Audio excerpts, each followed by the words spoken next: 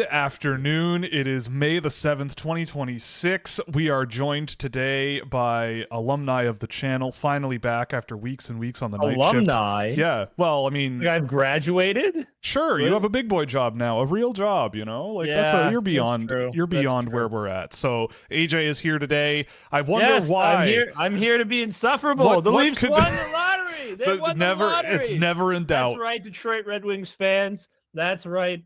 Yeah. Vancouver Canucks fans. That's right. All you criers and whiners.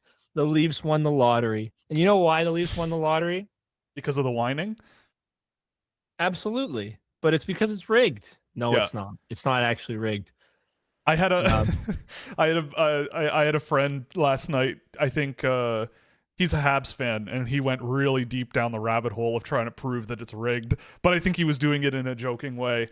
That's what they all say. That's what they all say. No, but it was a fun time. But you know, look, I mean, I first before we get into it, I do have to do some housekeeping. I want to thank the USHL for helping us out. Well, not helping us out, but flying the Puck Preps guys, me and Chase Allen and Donish Mazloom was patched in remotely, but we flew out to Madison, Wisconsin, did the USHL Phase 1 and 2 draft. Actually, Cameron at Puck Preps did the Phase 1 draft the night before, which is the 2010s, and he nailed it. That was an awesome show. You can go to the USHL YouTube channel and save those drafts for later. Watch them after the show, and you can check that out. I was on day 2 with Donesh and Chase. We had a lot of fun. If you did take a look, the Dubuque Fighting Saints drafted Yazarbek Rustam Konov, the Uzbek your kid. boy. They Your drafted boy. him, and that clip I gotta clip it out and like steal it, but like and save it because I like lost my mind. I couldn't and the guy Frank, who was there doing the show with us, hosting from the league, he I think I totally lost him on like where I was going with that one. But I don't think anybody in the I actually got a text from someone who is loosely connected to the USHL who knows the GM at Dubuque, who was watching it and was like, that guy in the middle on the broadcast really liked it, eh? That one. How about that one? So that was a lot of fun. Had a good time in Madison, Wisconsin. Got to experience the beautiful drive from where I'm at in Southern Ontario all the way out to Windsor, Ontario, which is where horrifyingly a boring drive. I do not recommend anybody do it. When the don't drive to where Tony lives. It's not worth it. When the food culture is overrated because they created Hawaiian pizza. When the Gloucester en route is like a landmark, that's when you know you're out in the middle of nowhere. Yeah. Oh no. The Gloucester, Ontario en route. Yeah, I stopped in there for a cup of coffee. Wouldn't even serve at that en route. It was the only thing that was open while I was there was the Tim Hortons, and it was a Sunday. It was a Sunday afternoon, so whatever. But no, it was a lot of fun. So 1,000 thank yous to the USHL. They invited us out. We had a lot of fun. I hope they enjoyed our coverage. Again, shout out to all the Puck Preps guys. They're worth following. They're actually, I think as I speak, they're doing a WHL draft show on their channel. They did round 1 last night. I'm not sure if the WHL draft is still going, but they've been going all day today. Again, Donesh killing it again, and Joel Henderson, friend of the show, is also running that show with them. So we love Joel. So yeah, shout out to the Puck Preps guys. If you want, you can get a subscription. They do all the hard work. It was a lot of fun, and I hope the USHL also had a lot of fun because we tried to have some fun. Here's a fun tidbit, and then we'll move on to the show. We actually did the show. Actually, 2 things. First, we actually did the show in an actual mobile TV studio warehouse building thing where they had this little it was really fun, and it's owned by Ryan Suter. We didn't know that, but Ryan Suter owns this TV production or this streaming production company, and it was a cool spot. It was a cool little spot out in a business park in the suburbs of Madison, Wisconsin. How many times did you criticize his contract though? 0. There was actually 0 NHL talk really, outside of a few of the guys that got drafted, where they're gonna go. Maybe some of the guys in that USHL draft or NHL picks this year. There were quite a few, but it was a lot of fun. So fair enough. So big shout out to the USHL and the city of Madison, Wisconsin for the hosting, and it was a lot of fun. I think the company is called Rush Media, something like that. It was really fun. Anyway, the other thing too, this is just the only story I want to tell because it's something I need to share with the world because it was the craziest thing I think that the weirdest phone call I think I've ever had. So yesterday morning, my flight out of Madison was at 9:30 in the morning, so I'm up. I was waiting for my co-host, I guess you could say, Chase, to come down from his hotel room. He's younger than me, so he needs, he's lazier, so more time to, get out of bed and stuff. I'm kidding. But no, I'm waiting in the lobby. I call a cab and I get on the phone with this cab company. When we flew in, we tried to take an Uber, and Uber charged us $70 for a 10-minute drive or a 12-minute drive. What? So he said, well, there was a conference going on, so they were surge pricing. It was a healthcare conference. So they were surge pricing. The cab was like $25. So we took the cab, and the woman driving the cab was so Wisconsin, like so Wisconsin. She gave us her business card like for the cab company, and I called the number yesterday morning, and this woman picks up the dispatcher, and I'm like, hey, can I have a cab from such and such a hotel? I'm looking to go to the airport. And she goes, when? And I went, now would be great, like as soon as possible. And she goes, oh, sir, like, no, we can't do that. Like, what? She goes, it's school hour. Like, we're busy transiting kids to school. And I was like, wait, what? Like you okay, I guess, but like you're shuttling children to a school in cabs? Like, do you not? I didn't say this, but in my head, I'm thinking like, do you not have school buses here? Like, what? Is that not the most expensive way to send children to school in individual cars that are paid by the mile? Like, that doesn't make any sense. I didn't really ask questions, but I got home and I furiously was Googling, is there a school bus strike going on? Is there some sort of reason why? And I think that what it seems is that the government, to save money, so to speak, instead of having enough buses for everybody, they just have the buses they have and then contracted the taxi companies to like fill in the gaps. That's awesome. Which I cannot believe is a cheaper solution than just leasing more school buses. I just can't believe that. And I cannot get over the idea that this company cannot send a single cab to pick me up and my partner because they're driving kids around. Crazy stuff. Enjoy your $70 Uber. Luckily, the Uber ride to the airport was much more affordable. The conference had been finished by that point, but what a weird morning that was. Anyway, home safe and sound. Now we can get into the show for realsies. Sure. So, okay. But the draft is rigged, okay? Right. And here's why. Okay. You have to buy a scouching hoodie in order for your team to win the lottery because That's true. I got sent mine. You didn't even buy yours. No, I didn't. It doesn't matter. It doesn't matter that I didn't buy it. I got sent it. Yeah. You have to acquire a scouching hoodie in order for your team to win the draft lottery. Because what was I wearing during the draft lottery? A scouching hoodie. Oh my God! No kidding, eh? Yeah. Weird. Yep. So weird. That it's just the way it works. You have to acquire a scouching hoodie, and you can go to what? Scouchwear.com. Yes, it is. Scouchwear.com. Yeah. Or scouchwear.com and get your hoodie, and next year your team will win the draft lottery. 100% guarantee. Yeah. All right. If you want actually, I realize now that we've got 3 URLs that start with the word Scouch now. We got scouchsim.com for our NHL draft simulator, which, by the way, has been updated to lock in the lottery, but you can still run it if you want. So Vancouver fans, if you want to cope and run the lottery until you get first overall, run it again. You can do it. You can do it. Yeah, McKenna. But the default setting now is that Toronto, then San Jose, then Vancouver. Which, by the way, San Jose getting second overall. I know Toronto is the big deal, but like so awesome. that is crazy thing that's not getting talked about enough. Draft lottery couldn't have gone any better. It's for just AJ. Insane. Hilarious. The Leafs in San Jose going 1-2.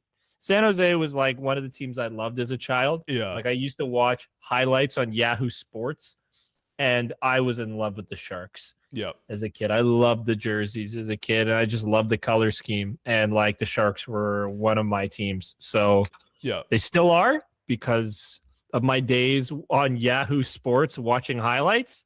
So I'm pumped. I'm pumped that the Leafs and Sharks got picks 1 and 2. They didn't even have a first round pick this year. I know, but right? I'm talking about in prior years, right? Oh, that's why I was making the joke off the top.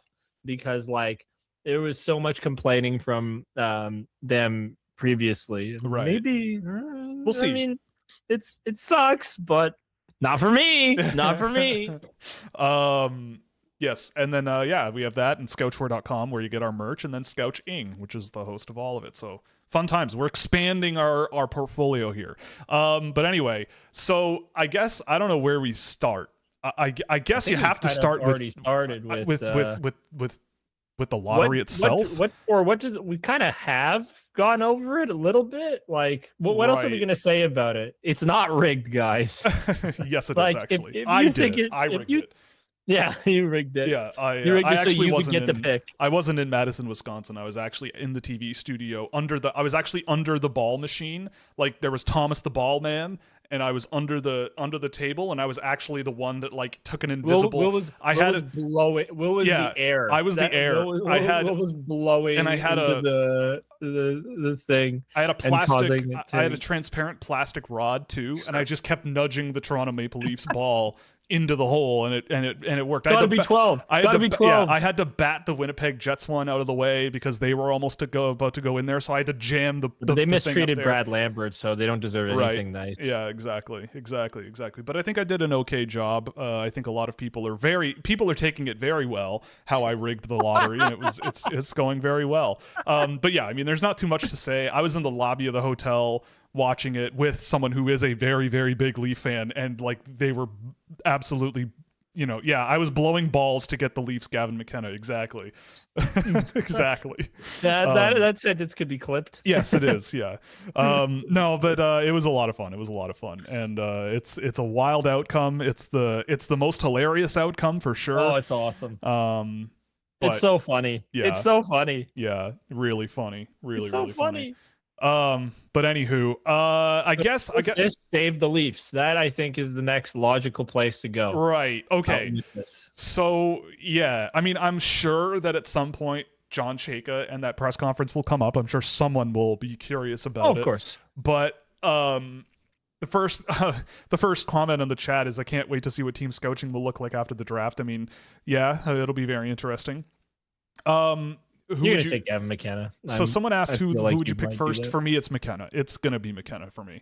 Like I know I've been the sort of like questioning guy on McKenna all year, but the more you watch over the course of this year, like I guess with him, it's pretty simple to me. It's like you have to believe that you can manage around him and that he will make the necessary strides that are absolutely necessary for him to make in order to become as successful an NHL player as he could be. Like, I think there is a chance still that McKenna is a frustrating NHL player, but the talent is the talent is absolutely undeniable. It's just undeniable. And there aren't that many guys this year where you can look at them and individual parts of their game and go, that is truly, truly special. It's truly special. And I think with McKenna, the other thing too is, you can't really do this. I'm not always a huge fan of doing this, but you could plop Gavin McKenna on a line with Austin Matthews and Matthew Nyes day one, and I would be surprised if it wasn't awesome. Like, yeah, it sounds very good. Those three guys together complement each other in my mind so well, right? Like so well. And both Matthews and Nyes can clean up in the areas where McKenna is deficient, which he is, right? Like there are areas where he is problematic, but that doesn't, at the end of the day, hockey is not a game of like pure talent. It's a game of like assembling a group. It's a team sport. Mm-hmm. And if you can find a situation that fits for McKenna, like that allows him to do what he does best more often, then he's going to thrive. And so to me, it absolutely makes sense that McKenna is the guy at one. There are a couple of other guys that I have right up there with him, but I do really think that is the idea. And like, he's a Canadian kid. Obviously, like the marketing potential is unbelievably high. There's value in that too, whether you like it or not. And he could be a bona fide star. The only thing, there's two. One is he is the type of player where there may very well be like you get to the playoffs and other teams go, that guy's our target, and he's going to have to learn how to work around that. And the other thing is, I still think there's a level of arrogance in his game that if it really rubs you the wrong way in interviews as well as on the ice, then I might get a little spooked. But there's no way for me to tell that from my perspective. At the end of the day, though, like in terms of the hockey player itself, in terms of the hockey player himself, I think that he's the choice. And I think you can entertain a discussion about another option, but to me, I just think that it's also like he's just dropped into, I think, a perfect scenario for him, and a team that I think could also use a guy like him in terms of the players he's playing with, not necessarily the media and market, but yeah, I mean, like he's gonna the on ice situation. You know, God help us all if they go to the playoffs and he has 1 point in a 7-game series and the Leafs lose again, right? Like then it's gonna, that's probably that's very possible. It's very possible, but very possible God help us all, right? Like it's God help us all. But I think that you have to think about it from the perspective of like, I just think his playing style resonates with the guys on the ice so well. And look, like they lost Mitch Marner last summer, and they, I think, are desperately needing a truly, truly high-end, like pure playmaker, right? Like there was more to Marner's game than that, but like, absolutely, they just didn't have that. Like they brought in Michelli, who I think is up the same alley, but it's just not, he just didn't have the same like dynamic ability that McKenna has. And so for all of the things I've said about McKenna over the year, I still stand by all of it, but he's my number one guy right now after what I've seen over the course of this season out of him and Stenberg and even like Lawrence and all these other guys. Do I think it's possible that do I think it's possible that he may not exactly live up to like the generational style of stuff that people have been saying? It's possible, but I think in Toronto, like it's gonna be a wild ride, and it's hard to say no to. It makes a lot of sense. So yeah, no, it'll be he is in terms of pure talent a special player, and the whole thing for me, if I'm John Chayka, is it's up to him. Like however far he goes in his career, it's fully up to him. It is not going to be someone else's fault that he does not find tremendous amounts of success in the NHL, right? He just has so much talent that it's a gift. He's a gifted kid. And we've talked about gifted kid syndrome here on the show quite a bit. Yes, we have. But that doesn't mean that gifted kids aren't really good at what they do. And he is really good at what he does. You just gotta, it's a good scenario. You just got to help the gifted kid. Yeah, and like I know the kid can't do it on their own. I know there are people out there too who are like, well, the Leafs need defensemen. John Chayka even said they need defensemen in the press conference. But you don't draft a freaking defenseman for that reason. Well, and like people are saying, what are you gonna do? Let's say we take Albert Smits. Okay, are you gonna plop him day one? All right, Albert, you better fix this team. Yeah, you could, but I mean, like people are talking Chase Reed, right? Like that's the name that's floated out there. As like, well, they like him at one, and da da da. It's like he's going to college next year. The Leafs will not have their first overall pick if it is Chase Reed. They won't have him for a year, and they have no first round pick next year or the year after. So if you're hoping to avert some sort of disaster and make the team better, why would a guy who's not even going to be there next year and will be a rookie the year after save you from being in the basement next year and the year after in the draft, right? Like adding McKenna on his own, I don't think there's a shot in hell that he goes back to college. I want him in the NHL. I want to be the coach that's on the bench and going, you're going out there and you're going to see what it's like and you're going to learn, right? Like we're going to give you the time.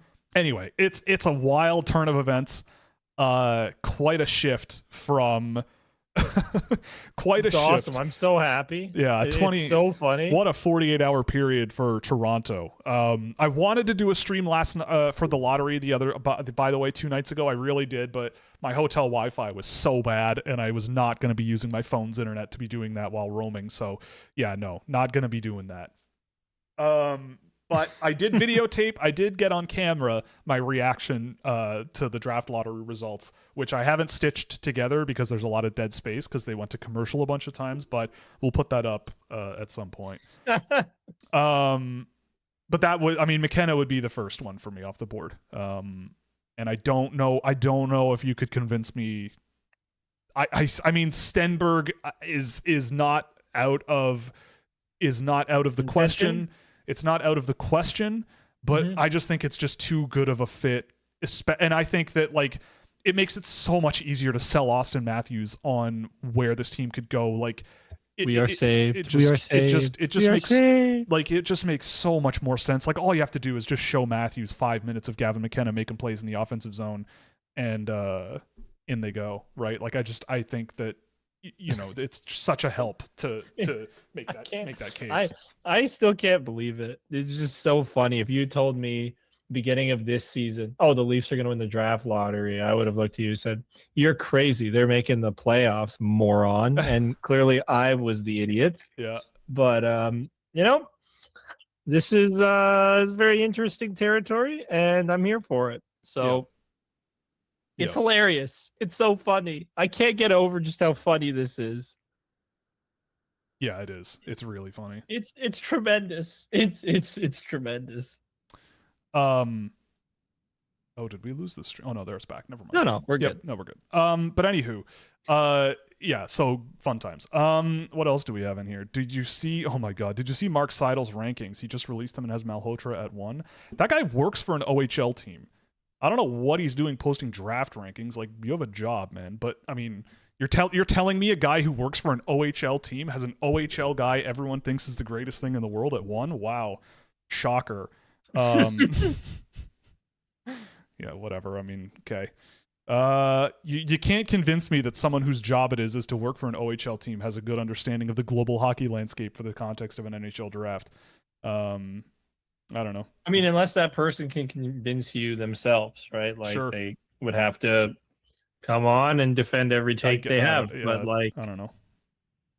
But an OHL employee having an OHL player at the top of their draft board. Wow, I'm so shocked.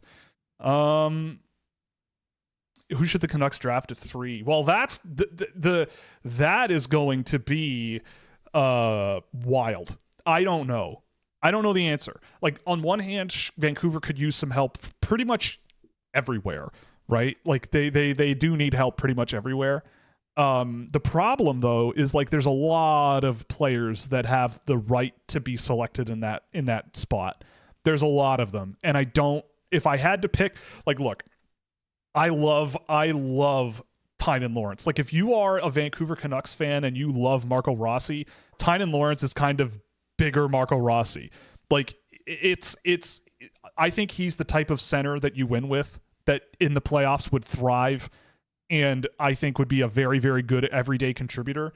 But I have a hard time believing that an NHL team is going to go, let's pull the trigger on this guy at 3rd overall in the current circumstances. But like, if it's Malhotra, then so be it, right? I think there is a case to be made that maybe he's worth taking in that spot.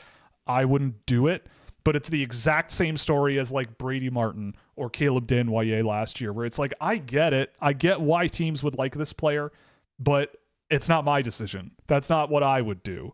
I think that there's a lot of really good defensemen this year. Like, if Vancouver goes out and drafts an Albert Smits at 3, it would not shock me.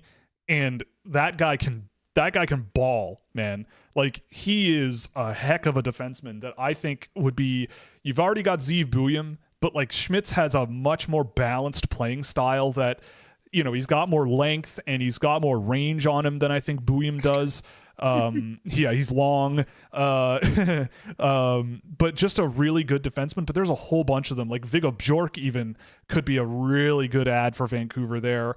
There's going to be a lot of options, and I am pretty certain that, like, as it is right now, it's impossible to discern who like the guy is at that slot. Like, I would say, like, my top tier is McKenna, Lawrence, Stenberg. So one of those 3 would probably be the guy that I would want, whoever's there. But if you wanted a defenseman, I could totally see a defenseman going off the board and making a lot of sense for them. There's some good ones available. I've said before as well that, like, I think this is a draft where you would have to entertain the idea of trading down and adding some more assets, adding some more stuff to play around with. We'll see what happens there, but I doubt it. I don't know. The short answer to your question is I don't know. I might just have to go back to like my archive of video from this year and just go, okay, well, who who sticks out the most here? And I don't really know the answer to that right now. If Stenberg is there though, which it seems like it's possible, then that probably would be the one that makes sense and you can plop him in right away. But there's a lot of good options. It's a tough one. It's a tough nut to crack this year. And I mean, Toronto with McKenna at 1, it just makes a ton of sense. But the rest of the picture, I don't know.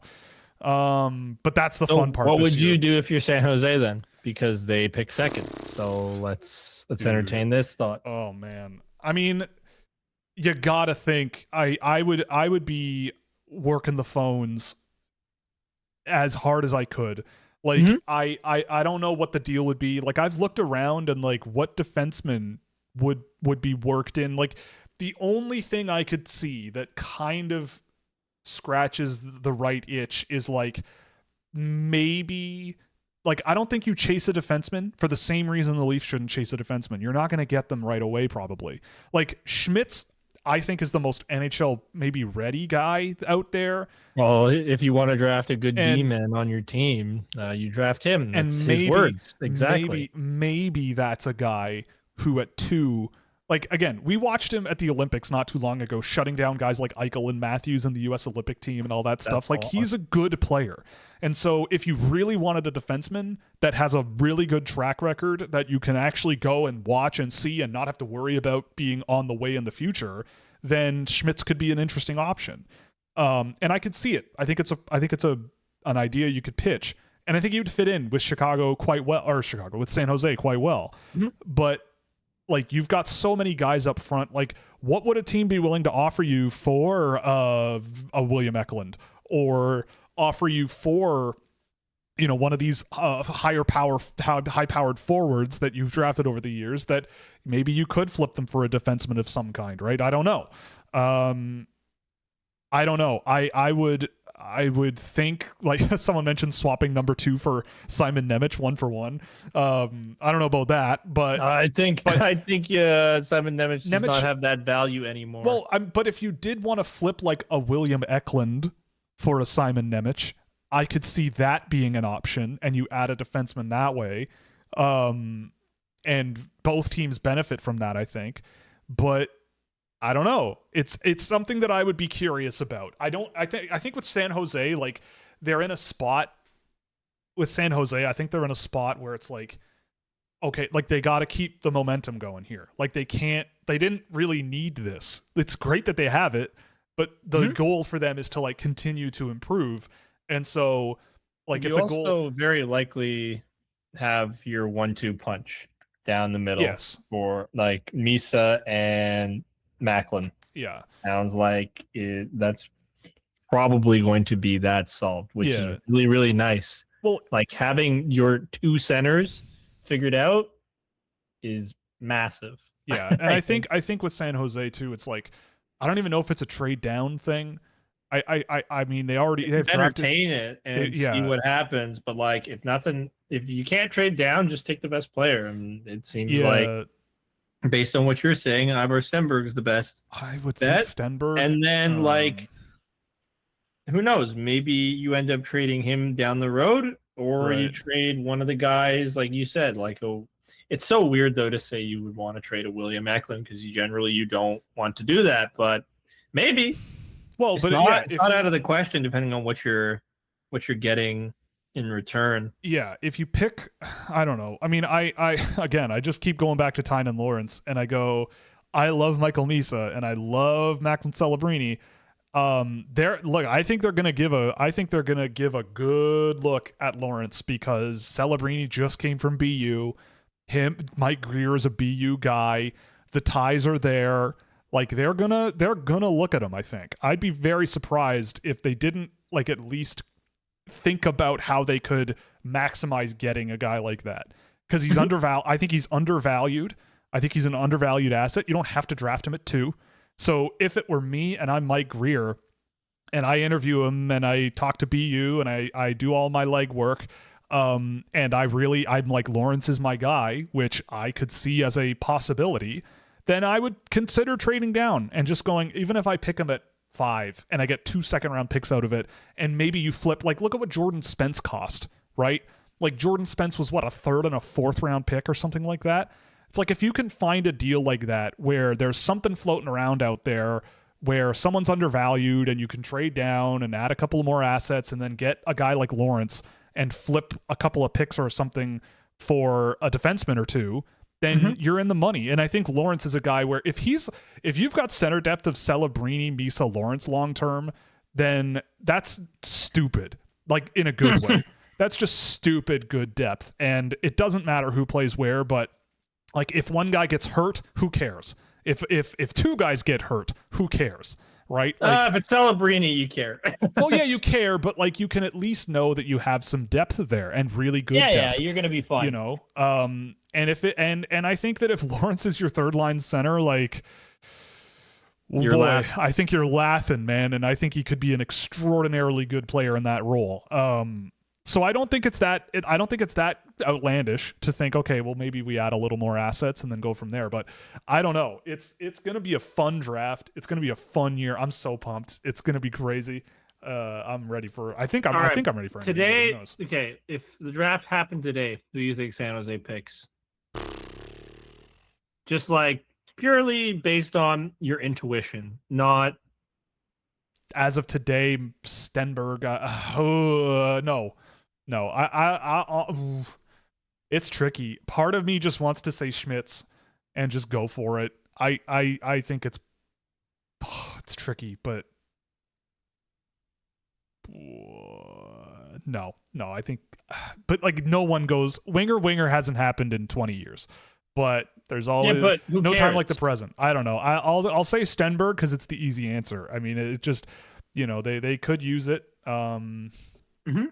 Yeah, Sharks need a number 1 right-hand defenseman, don't they?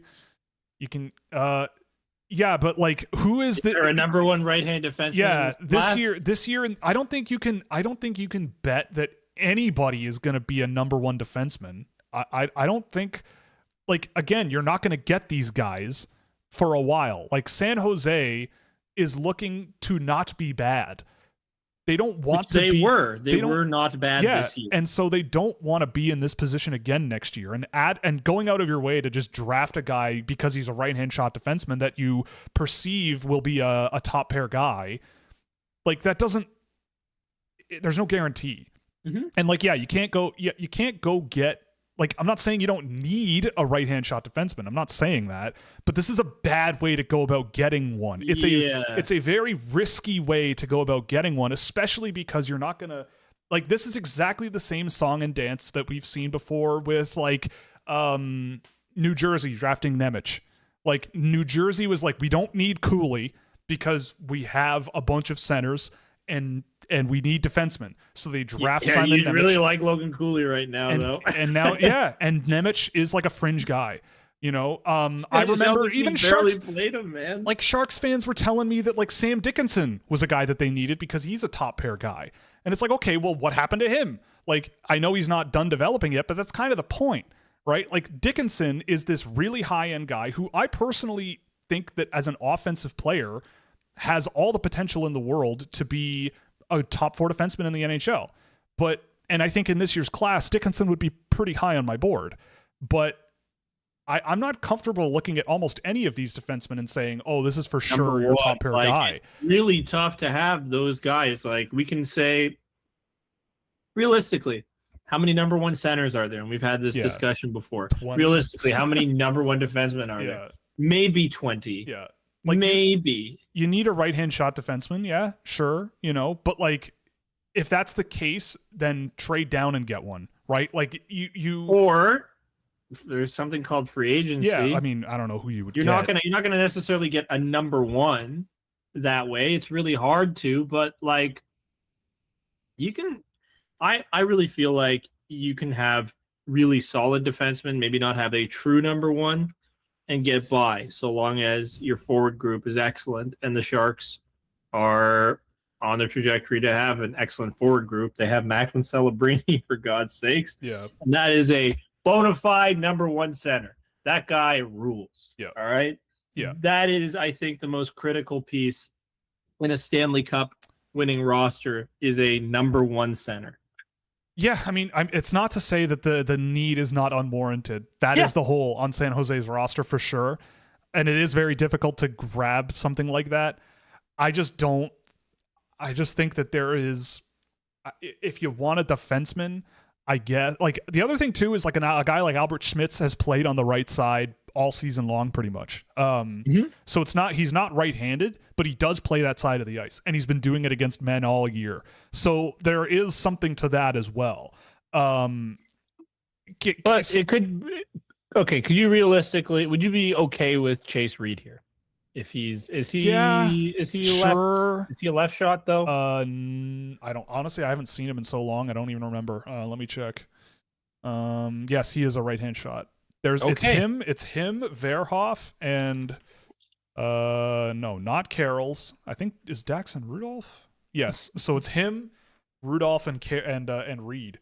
Well, Will would totally be okay with Daxon Rudolph at 2. I know that for sure. If it's Daxon Rudolph at 2, I don't know. Wouldn't be my pick. But yeah, I mean, if it's Reed or Verhoff at 2, fine. But I could see that being one you look back on and going, yeah, he's fine, but like he doesn't scratch the itch enough, right? Like, look at, again, like your clocks just don't line up properly, right? Like the clock just doesn't line up properly.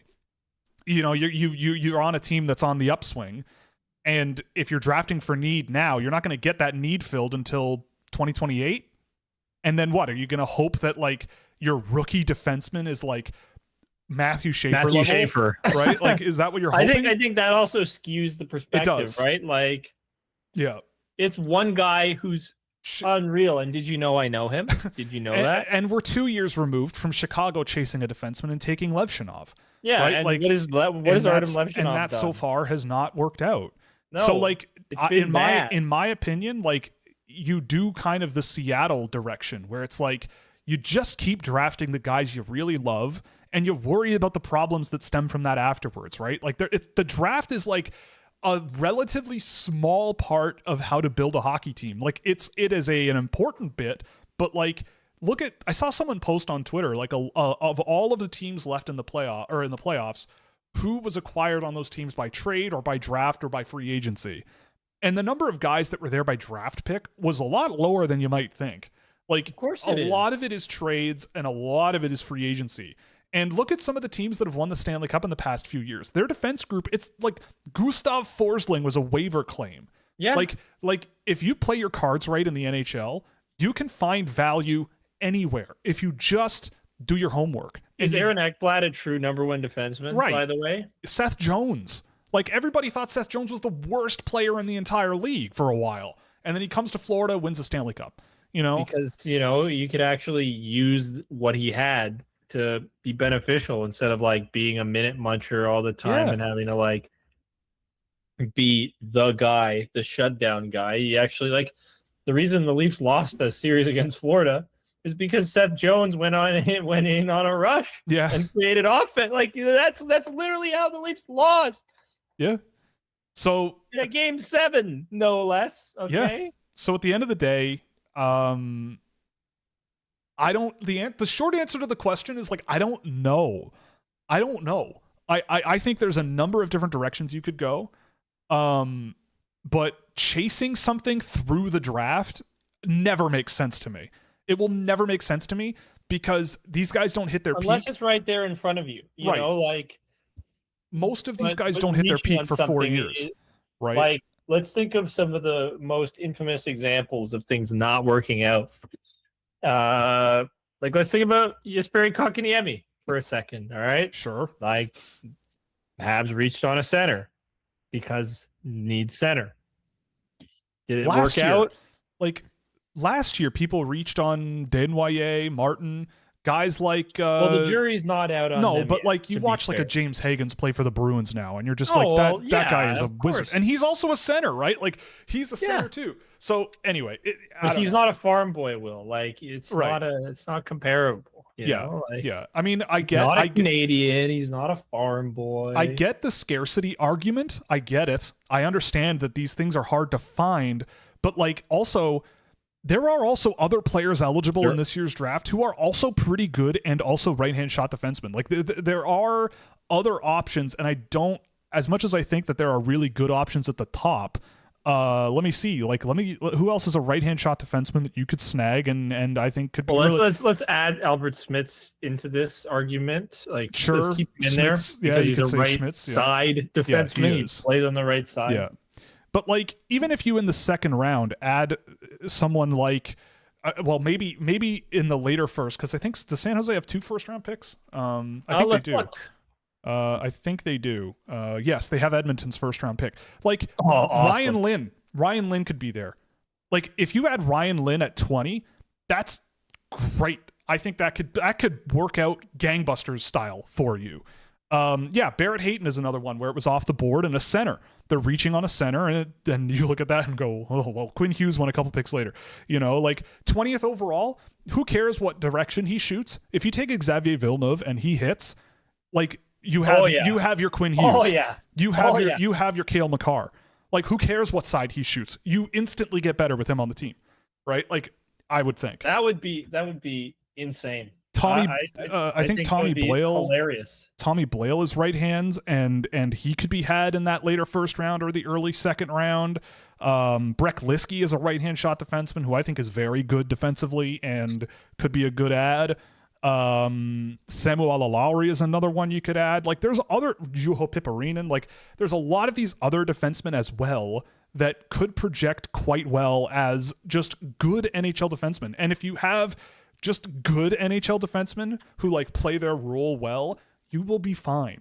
You don't need the flashy, it's nice to have them, but like, I don't know. At the end of the day, I think it's oversimplifying the landscape here. And then also, but it's like oversimplifying and overcomplicating at the same time. Like but it is tricky though. Cause like, I don't know what you do. I don't know what the right answer is. I don't know if there is one. But for San Jose especially, because they have like a number of draft picks, like it's not just about who you draft in the first round. Like again, going back to that post that people posted of where these players came from, a lot of them are not first round picks if they are drafted and kept by their teams, right? Like Lane Hudson was almost a third round pick, right? Like if you play your cards right and you do your homework, you can do fine. You'll do just fine. And it's a good year for defensemen, for sure. It's a good year for defensemen. But no season, in my opinion, is a good year to go, okay, we don't have this on our NHL team now, so let's draft that, and then when they're here in 2 years, that hole will be filled. Like, that makes no sense, right? Otherwise, you're hoping that you have a Matthew Schaefer situation, which is generally... You're not going to get. Generally the exception. We weren't even that confident about him being this good. Oh, I don't think any human being on the planet expected him to be this good. If they expected it, they lied. Right? Yeah, he knew you. Yeah, that's true. But yeah, I mean, I don't know. There's other options that are also good players available. That especially at 20, like Villeneuve is a left-hand shot, but he could be awesome. Lynn could be a really impressive player as well. You could trade down from that pick. You could trade 20th overall and probably get someone decent out of the NHL anyway. I don't know. That's the original answer to this question was you pick up the phone and see who offers what for that pick, or you just do whatever. You do Stenberg and then you do Villeneuve at 20. If sure, I think that's your stupid. Yeah, that's your solution. But that's your solution, isn't it? It's but awesome. He's not. But it's too bad he's not a right-hand shot, right? Like, oh, but who cares? Yeah, has he played? Cares? I don't think he's played the right side. You don't look. You don't need a number one. Like maybe like. Yeah, he's your left. number one defenseman does not need to be right-hand shot. It just doesn't need to be that way. It would be nice if it was. I mean, Schaefer's left hand. But I swear he's right. Yeah, I mean, when you skate like that, you can play the other side. Are you sure? Hold on, you might be right. You're probably right. But I swear thought he I'm was almost a right positive. hand. But that's okay. I'm just gonna check just in case, just because I want to make sure that we're accurate. But Yes. I feel like that's something I should know. Yes, he's a left hand. Okay. Yeah. Okay. Well, let's continue down the list here. What else do we have here? How high do you think Lawrence goes in the draft? Well, it seems like most people have him in the back half of the top 10 at this point. So something like that.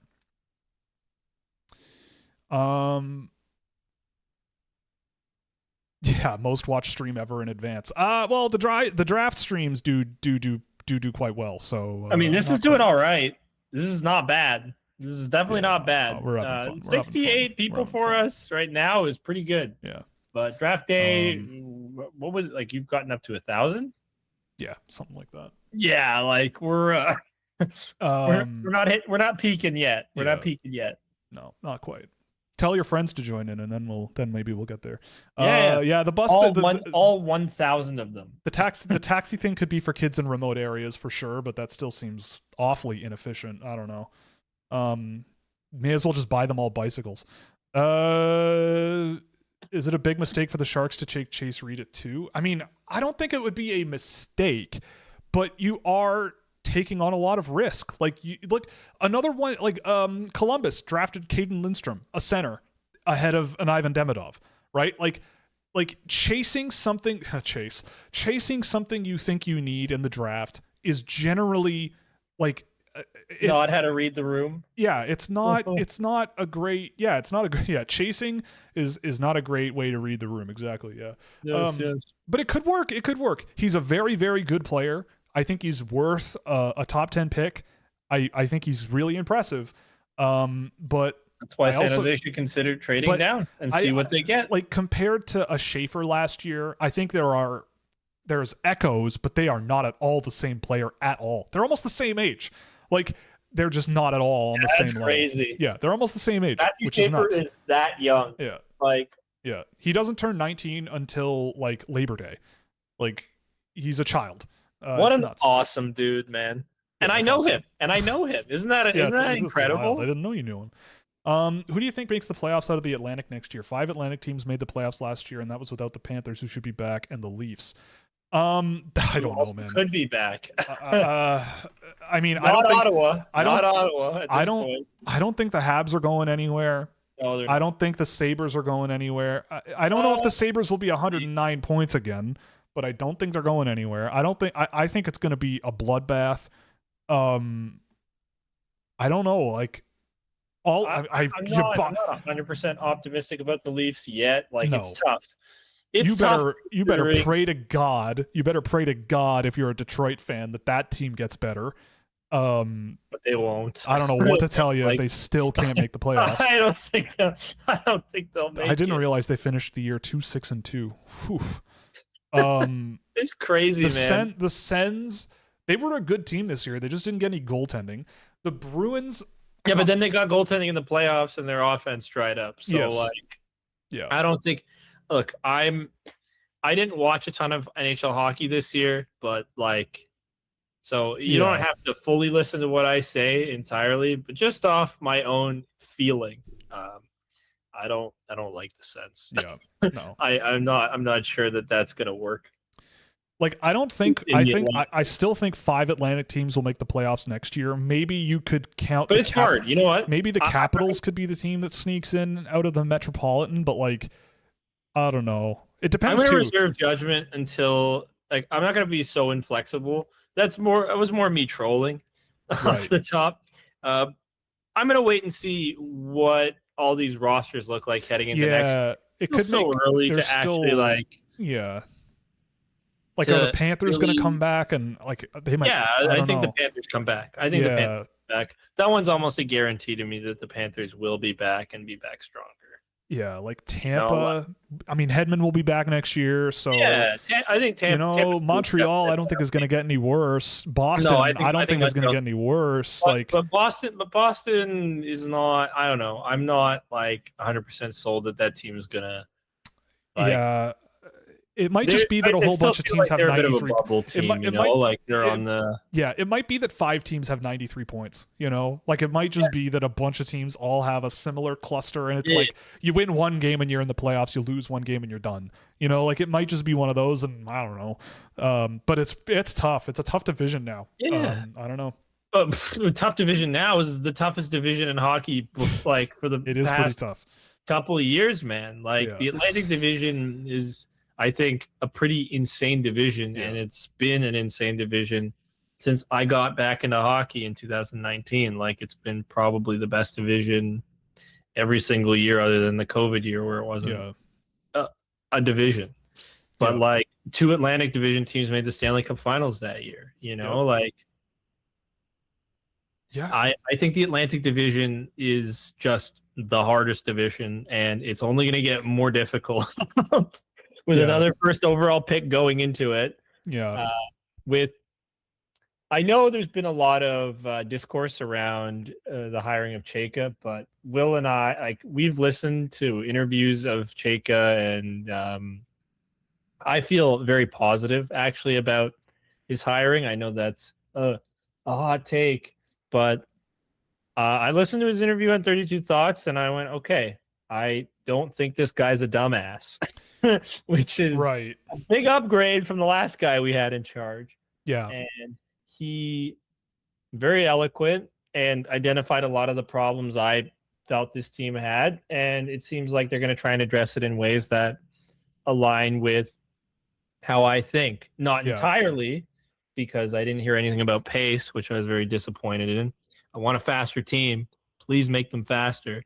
But I felt very positive about how it came off. Well, yeah. I mean, I agree. I think that with him, it's like, again, this is the narcissistic side of me, but he really reminds me of if I were hired as a general manager. Like that's okay. You should be a little narcissistic. But hear me out, right? A bunch of NHL teams would, if they found out I was being hired as a general manager, would despise me. Like they see me as a pariah, as a like abomination to the sport. So like why do you think I hear from fewer and fewer NHL people over time? I have lost job opportunities in the NHL because of something that I've said about a team and a player they've picked. Like it's just the way she goes. So if I were to be hired as a team, as a manager of some kind, I bet there would be a bunch of people in hockey who would be like, I'm not letting that guy get off the hook on anything. I'm going to make that guy look as terrible as I possibly can. I know for a fact that there are people who think that I don't actually do any work. Which is just not true. But I know that there are people who do not think I'm putting in the work, and that I'm just like sitting on my ass all day and faking it until I make it, which is like bordering on insulting. But like, whatever. No, it's not bordering on insulting. It's downright insulting. But the point, your list deviates so different, like it far from consensus. Yeah, not entirely, but it deviates so far from consensus, and you actually back up what you say. Like, and I'm not just a Will Glazer here. Why would if Will faked his work, all he would have to do is make it as similar to consensus as possible to fit in and not push any boundaries. And he could just say, I love this player. This player is so great. He's so big and so good at hockey. I love the farm boy. Like, hey, I got nothing against farm people, by the way. If you're an agricultural head, I got no problem with you, by the way. Just want to get that out there. But anyway, continue. No, but that's it.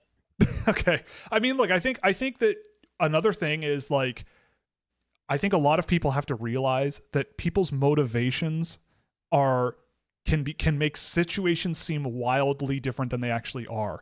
And like the way someone interprets a situation or interprets something someone said or interprets their experience with a person, like think about the way that whole like everybody thinks you're a fraud thing was characterized.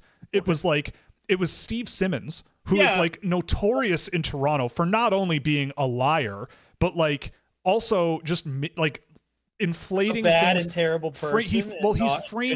He's very good at framing things in such a way that makes him seem like he's right. And if it makes me look smart, I agree. Exactly. He's the king of it, right? So I think that with him, especially with that question he asked in the press conference, like, he may not be wrong that a bunch like but in his life experience, the people that select as the people that are willing to talk to him and give him information and be his contacts are probably exactly the type of people who would call people like John Chayka or myself frauds and losers and idiots and morons. Like, and it's so he may be right, but Keith Pelly, who I think I've become a lot more charitable to over time, I think Keith Pelly I think he's right in that press conference. He's like, we must be talking to different people. Like, and I think Keith Pelly I think Keith Pelly is talking to people who are like, they at least can vouch for the character of the person, right? Like, I think that also a general manager should not be liked by the other teams in the league. They used to call Doug Wilson the dentist because it was like pulling teeth dealing with him. Like Brad Treliving, everybody loves Brad Treliving apparently. Yeah, because he's a goofy idiot. It's like look what happened. Everything he wanted. So you get someone in there where it's like they're buddy with all the GMs and they're just doing solids for each other. That's not what you want. Like, that's the most ironic, like, anti-competitive thing in a league that like frames itself as this big, tough, strong, competitive environment. It's like, well, what, you want the GMs to all get along and have a good time? Like, that makes no sense. Like, what are you so upset about, right? Like, I don't get it. So they all called you a fraud. Like, no, sir, you are a fraud. Well, he may not be wrong. But like Don Cherry might be one of those people. Right? Yeah, like, of course. Don Cherry coached in the 70s, so he's an NHL person. So that might be one of those 19, right? I mean, I think with John Chayka, a couple if you were to take, I said this to AJ before the show too, but if you took John Chayka and you changed his name to Alan Stevenson and forgot about the way in which John Chayka left his job, which was messy, for sure, but you listen to the actual words that come out of his mouth during these interviews he's done in the time since that press conference. If you close your eyes and you hear what he had to say about his experience in Arizona, I would absolutely understand how that could have gone absolutely south, right? Like, he was saying that like there was an unstable ownership situation, an unstable arena situation, everything. Like everything they were doing was centered around keeping the team and getting a new arena. They had no money. They had no resources. They had nothing. And he was the cheapest GM around. Like, he was put in a situation that was bad and got worse.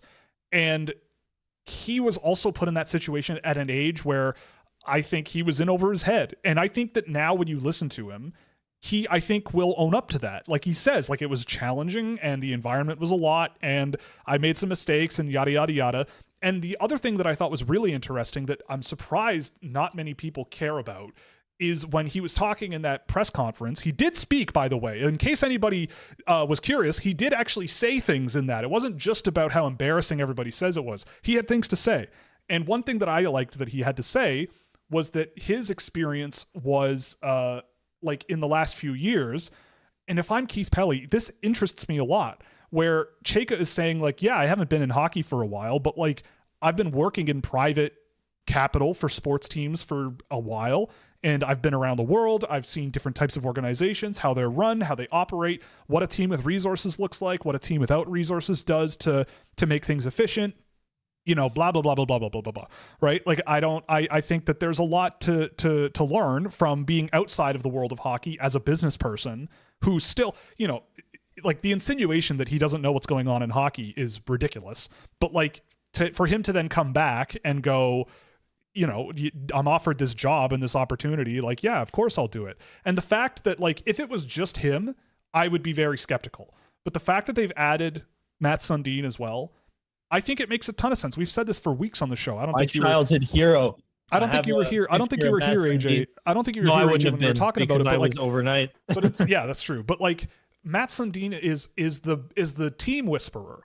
Like, his job is going to be the conduit. And between, he said that. Yeah, he said as much. It's like, I'm here to give perspective. Yeah, to me that makes all the sense in the world. If you're going to hire John Chayka, but you want Matt Sundin to go in the room and be able to point the finger at Austin Matthews and go, I expect more out of you. John Chayka can't do that. I couldn't do that, but Matt Sundin certainly can. Yeah, right? he's my captain forever of the Toronto Maple Leafs. Well, When I think of the captain of the Maple Leafs, it is number 13. It is Matt Sundin. That is the guy who carried himself the best. And he's the type of person to turn around, and he could go to John Chayka, and like apparently they've known each other for a long time, and you can turn around and just go, you can just turn around and go, hey, I don't know what I was going to say, but the point is, I think it makes I don't a lot like of your sense. idea. Yeah, that's true. Yeah, he can turn around and just say, I don't think you should do that, And like, John Chayka apparently says he's going to acquiesce to that. yeah. So, yeah. And someone just mentioned, I like this partnership. I do. I think this is going to be a really, really good. Yeah. Maybe not a really, really good, but like it's a very interesting setup, and I think it could yield very positive results. There's always a chance that it doesn't, but I really like the position that they put themselves in. Yeah. I mean, someone mentions that a problem with him was that he was trading mid-round picks for acquiring older talent, but I don't think that's a problem at all. It's like what? He traded like third-round picks for like not Taylor Hall, but like Nicholas Chalmerson. I would make that trade. Like, what do you do? Why he also stockpiled draft picks too. Like, he also acquired a ton of draft picks, so he did both. Like, I think that when you look at the trades that he made, by and large, he was the one ending up with the better players, right? Like, yeah like Jason Demers was fine. Like, I don't know. I don't think it was that bad. Like, they made the playoffs with him as the GM. Like, they were not in the playoffs for a long time, and they did improve, right? Like, and I don't know. Like, I get the feeling that, I don't know. I think that he, I think he should be at least given the time of day to see this through. Especially with a stable and healthy environment in terms of finance and resources. And here's the other thing too, right? Think about motivation. We talked about motivation with someone like Steve Simmons, but think about motivation from someone like John Chayka. Do you think John Chayka does not know that something like that press conference could have been a thing that happens to him? Like, taking that job, in the situation he's in his career is incredibly daring. Like, with the history that he's had, his choice to come back to the NHL is as general manager of the Toronto Maple Leafs. At any given point, he could have walked away. That is the biggest. At any given point, balls on the table. Yeah. At any given point, he could be like, "This isn't for me. I don't want to do it." And I think I'd realistically be like, "Look, if he doesn't want to do it, I understand why." But he's sticking his neck out and going, "I want to do this." So, do you think that like he's the dumbest person in the world to like not think that something like this was going to happen, or do you think he's well aware of it and does not care? And like hiring Matt Sundin, the same thing with Matt Sundin is like, it's the same thing, right? You think Matt Sundin is going to want to hitch his wagon to John Chayka, knowing him for a decade and thinking he's a fraud and a shyster? Like, do you think Matt Sundin is going to like, they even asked him, called him brilliant. Yeah, like, they even asked him in the press conference. They're like, "What if this all goes south and are you worried your legacy is going to be tarnished?" Number one, what a ridiculous question to ask him. But number two, like, what? It's the most doomer. Do you think he's the doomer stuff I've ever heard in my life? Do you think he's like the stupidest person around? Like, it's almost insulting to his intelligence. Where it's like, what? You think I'm going to take a job with someone who I think is a fraud? Like, what are you talking? Like, I'm moving my family here. like clearly there's more going on here than like the Leafs are stupid. They hired a stupid person and Matt Sundin is also along for the ride. Like, that doesn't make sense. Like, there was not nearly this much discourse about Brad Treliving being hired. Yeah. And we could see his shaky track record. Yeah. You want to talk Calgary. shaky track records. Oh my God. I mean, someone asked about, he's been in charge of a Canadian market team before, so he's a good fit.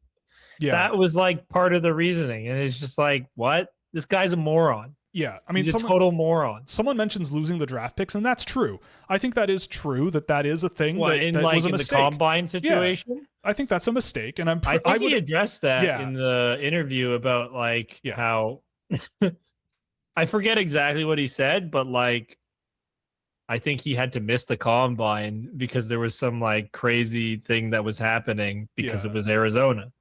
I just think it's also like, what? And that's an excuse, but yes, but also it's like, what kind of a world do we want to live in?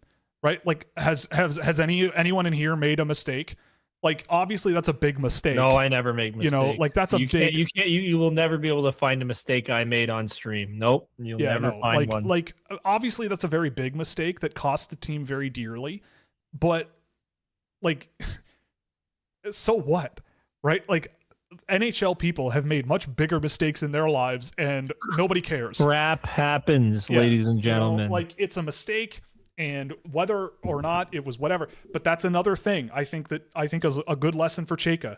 If there is it already has happened. It has already happened where someone, Frank Saravalli, already put out, in my opinion, a hit piece saying that the league has looked into tampering against John Chayka for looking for people to hire. It's like, are you kidding? Like, you're telling me that all other NHL teams like haven't reached out to people under the table a little bit to like see if they're interested in joining the team or leaving their current employer? Like, you're telling me that never happens? You're telling me that NHL teams like don't get in touch with agents of players they already have going, hey, wink, wink, nudge, nudge. How about your other client comes to my team in July? Like, yeah, cry about it. Yeah, cry about it. So any opportunity, in my opinion, any opportunity people get to make him look bad, they will take. Yeah. And that's just the way it's going to work. Yeah, it's fashionable. And I think that, you know, is it going to work? I don't know.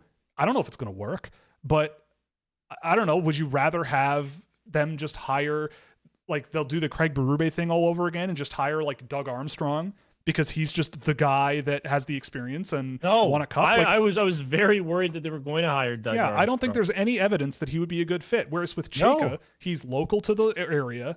He is, in my opinion, pretty savvy. Like, he's not stupid.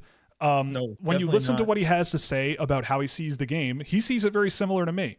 Like, when he breaks the game down, I see it very similar to how he does. So I think he's a little analytic heavy potentially, like based on what I've heard, and I'm a little concerned about how analytic heavy it is, but it's not like, I'd rather them be analytic heavy than Brad Treliving. Right. Than like ignoring it, you know? Yeah, like fully ignoring it. Anyway, it is what it is. I mean, we'll see how it goes. But yeah, the freak out was insane. And like that, I don't know. Like I get that it's fun to make fun of Keith Pelly, but like I think they interviewed a bunch of people, and I think that at the end of the day, like, you don't interview a bunch of people and come down on John Chayka without being pretty darn sure that's a firestorm you want to walk into. Yeah. You know, like they must be very confident in him. And I don't think that you become very confident in him without him being someone worth being very confident in that situation. Do you know what I mean? Yeah. I feel very good about the decision. Well, it'll be really funny if it works. It'll be very, very, very funny if it works. I honestly think it will. It may not work immediately. How could it be worse?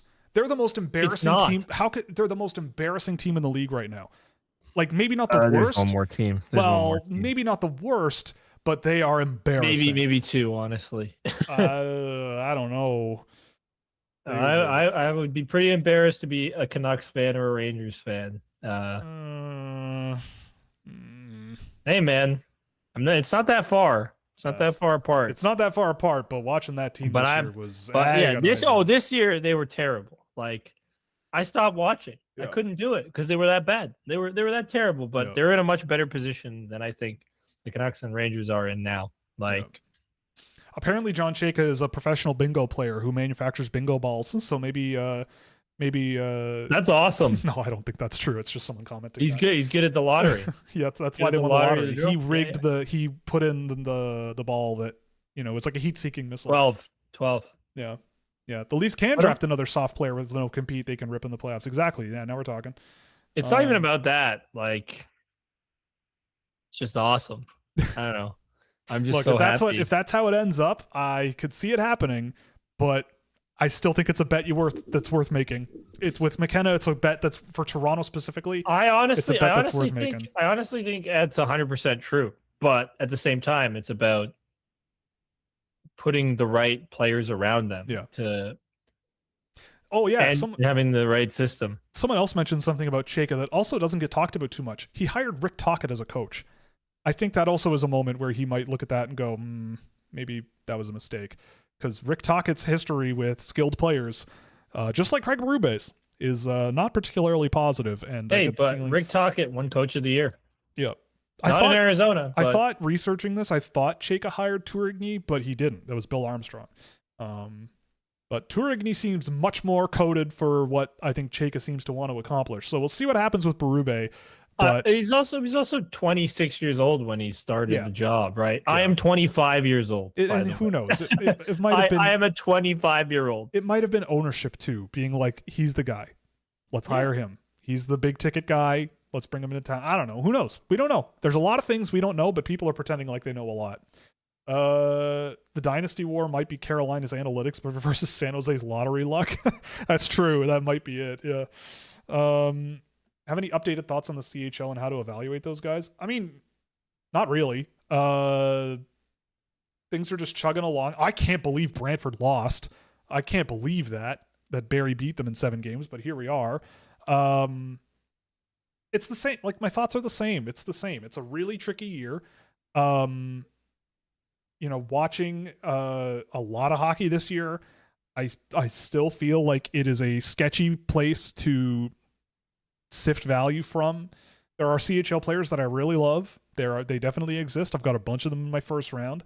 But as the best of the best of the best in this year, I don't have the certainty. I think a lot of people, again, are very certain. But I am not. I think it is a very, very tough environment to evaluate. And you have to be really, really careful.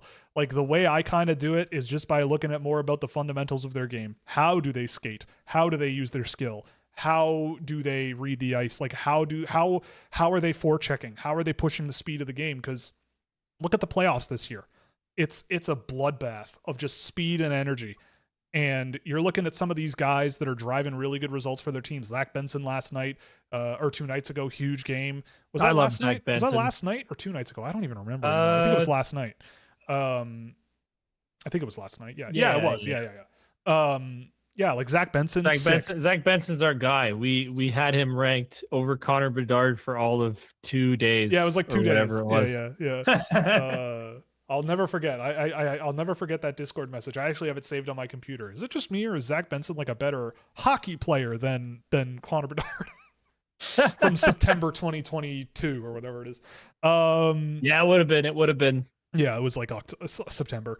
But yeah, like Stankoven's like among the league leaders in goal scoring in the playoffs, and that is a massive win for us. Oh, it's a huge massive win. We love Stankoven. But you know what? Like, my point is, like, the game is about energy and speed and craziness. Yeah, my only thing about Barrie versus Brantford is who cares, work harder. I agree.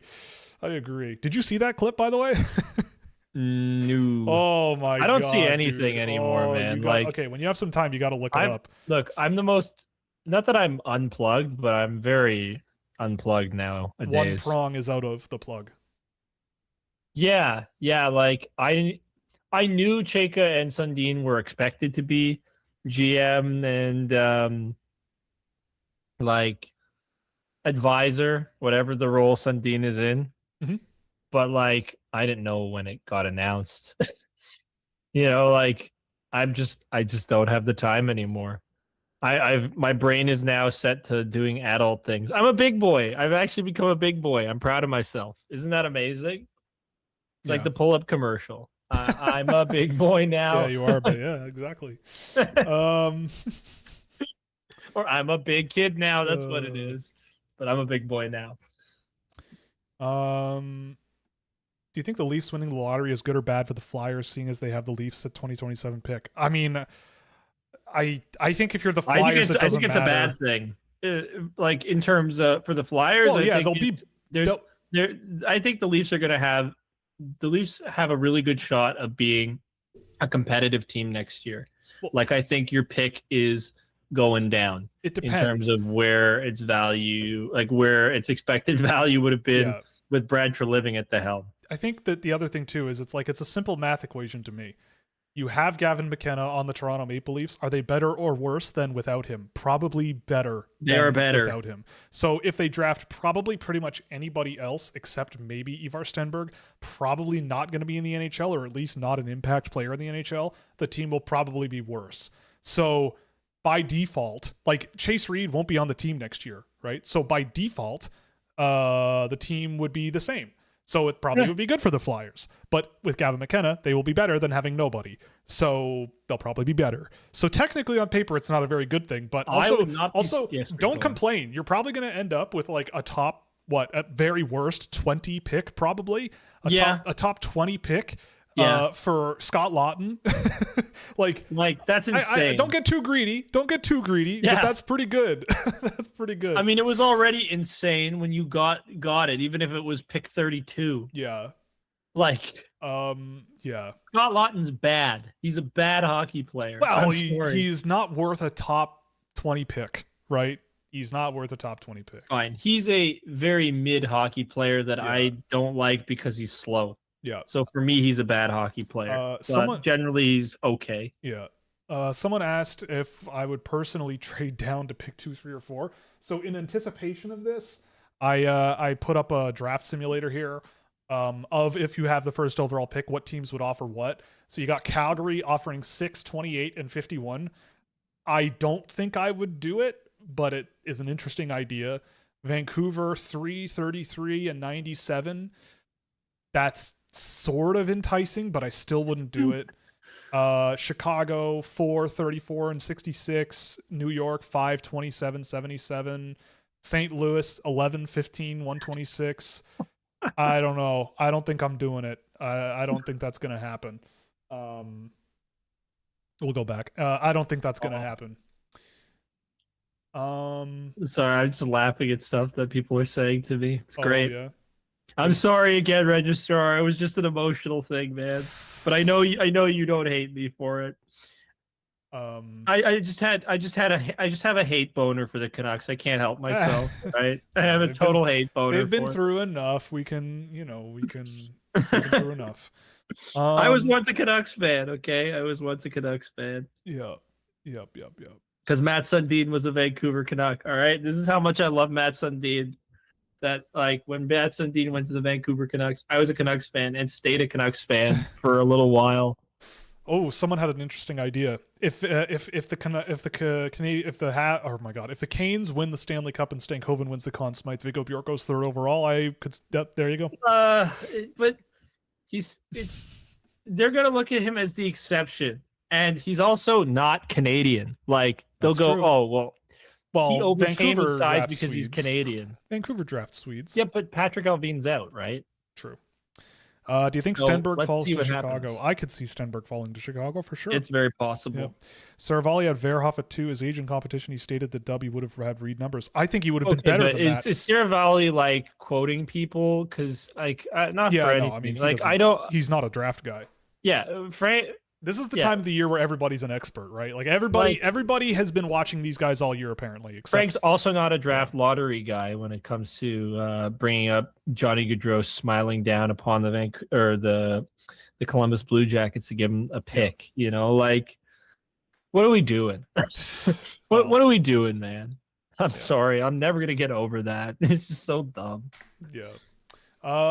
But yeah, I mean, I agree though. The sentiment I agree with. If Verhoff went to the Dub and he scored 40 goals this year, I don't think anybody would be batting an eye at him being a top 5 pick, at all. The Rangers trade Schneider and a 5th overall pick for 2nd. Yeah, maybe. I doubt it. They can try. Yeah, there's nothing that says you can't try. And they'll still end up with the worst side of the deal because they're the New York Rangers and they'll draft somebody bad. That's just how the way. It's just I don't make the rules. Yeah, I just state them. Yep, exactly. We'll get Vitaly Kravtsov 2.0. Yep, that's what'll happen. Who's Vitaly Kravtsov in this draft? Will? Wait, what? Oh, what? Who's the Vitaly Kravtsov in this draft? Daxon Rudolph. Oh, okay, perfect. That's who they'll take. I don't know. Thoughts on Paavo Fugleberg? He is very good. He's a 2028 draft guy from Finland, but he is very, very good. Skilled, high energy guy. Talking about players is very unusual to me now because I've been so busy with other stuff, but yeah. Yeah, Will's also a big boy. Yeah. I am a big boy, yeah. Dougie Hamilton is the underrated veteran that could make sense for San Jose. That's an interesting idea. Dude, I agree. I love Douglas. That's Dougie my Hamilton, guy. I call him Douglas. Yeah, it might be an Douglas interesting idea. I'd think about it. You wouldn't have to give up second overall either to get him. Yeah, I would be on the phone about that one for sure. That might be an That's interesting your idea. offensive guy too. That's an interesting idea. I love Dougie. Yeah. How old is he now? Like he's got to be in his 30s. I think he was 2012 draft, so 20 Gotta be in his like 30s. 32, something like that.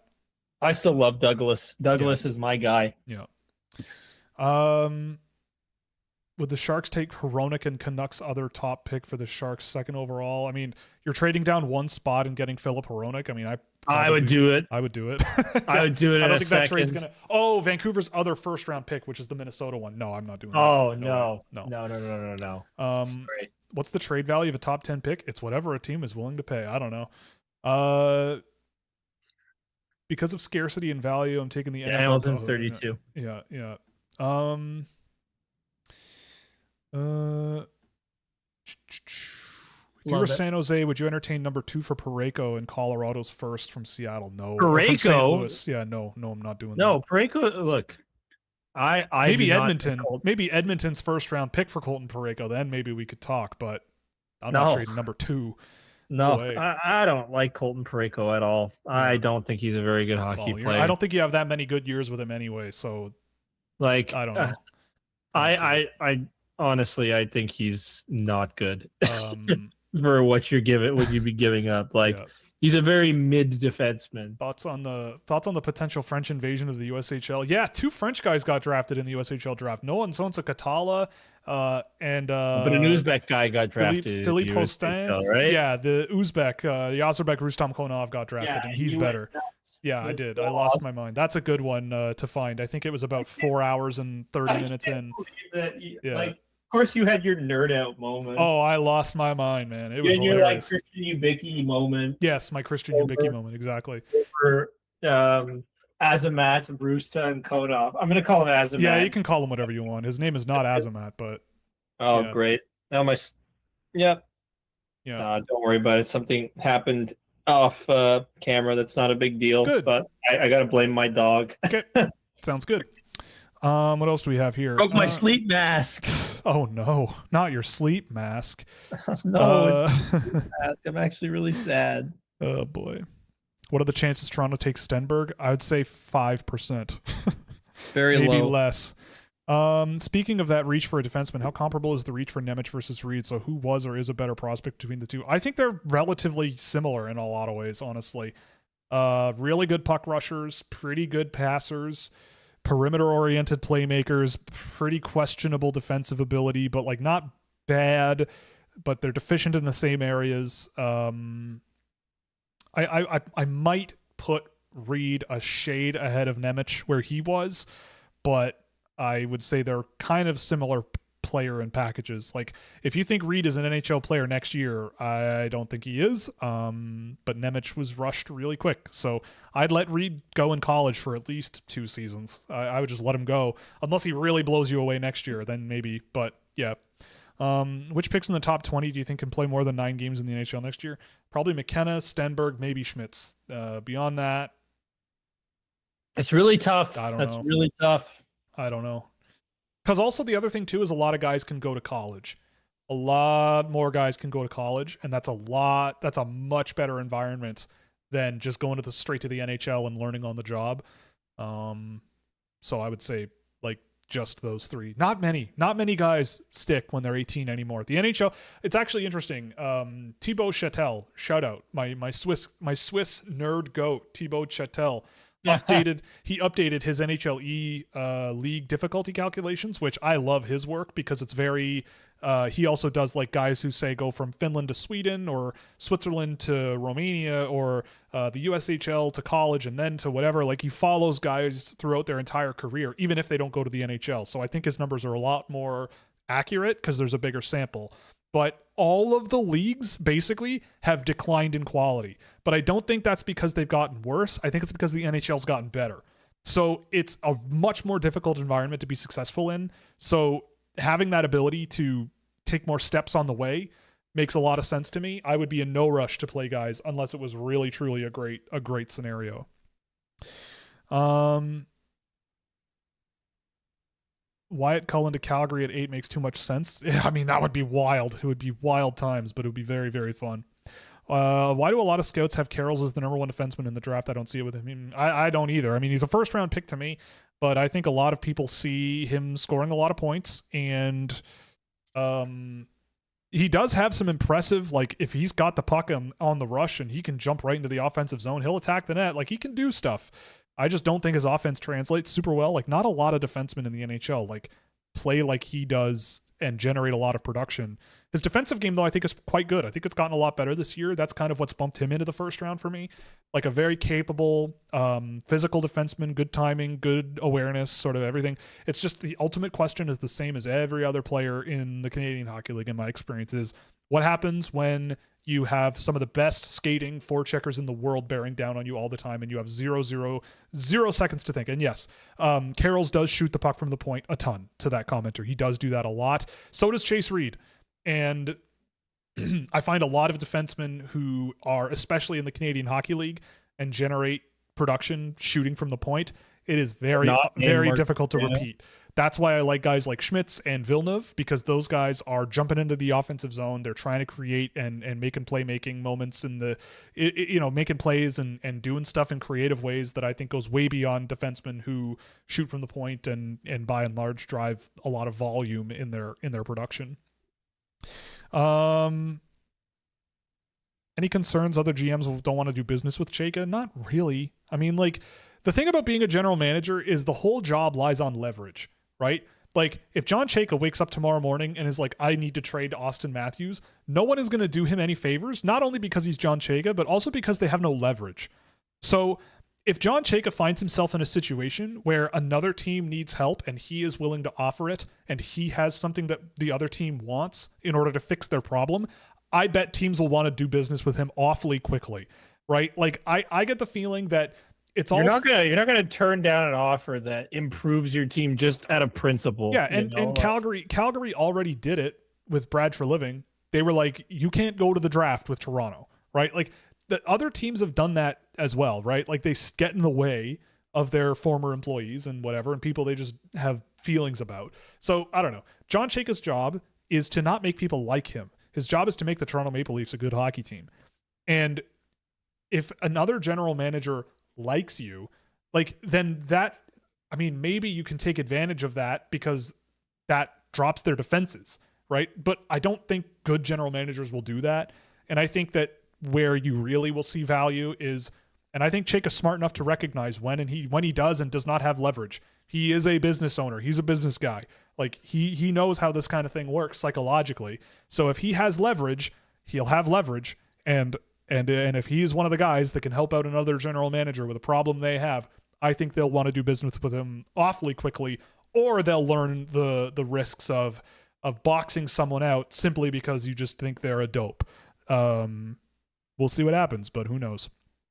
Watch Brantford today. Cooper Dennis and Adam Banach are fun. I wonder what that's insinuating, but yes, they are fun. Let's see what else. Chayka, like all GMs, has issues. Like the Mitchell Miller situation was not great. Yeah, I mean, that was bad. That was bad. Yeah, that was pretty bad. I don't know what to say about that one. But also, like, the other thing, and this is an excuse, but he never claimed to be a scout. Like, Stathletes is not a scouting business. I don't think he even had experience scouting or anything like that. Like, he was trusting his scouts. So if you want, you can put it on his feet for allowing scouts to make a mistake like that.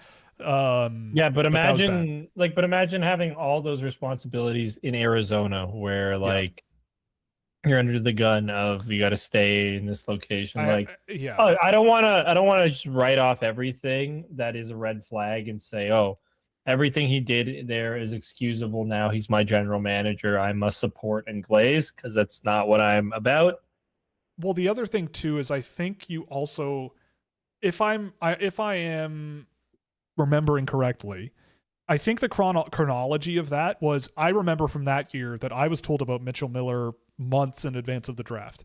And for a very long time, he was not on my list. And I, at the end of the season, put him on my list as a watch list guy to go, look, if you do your due diligence and it's like it's become sort of water under the bridge and there's been progress, then sure, I could consider it, but I don't have that knowledge.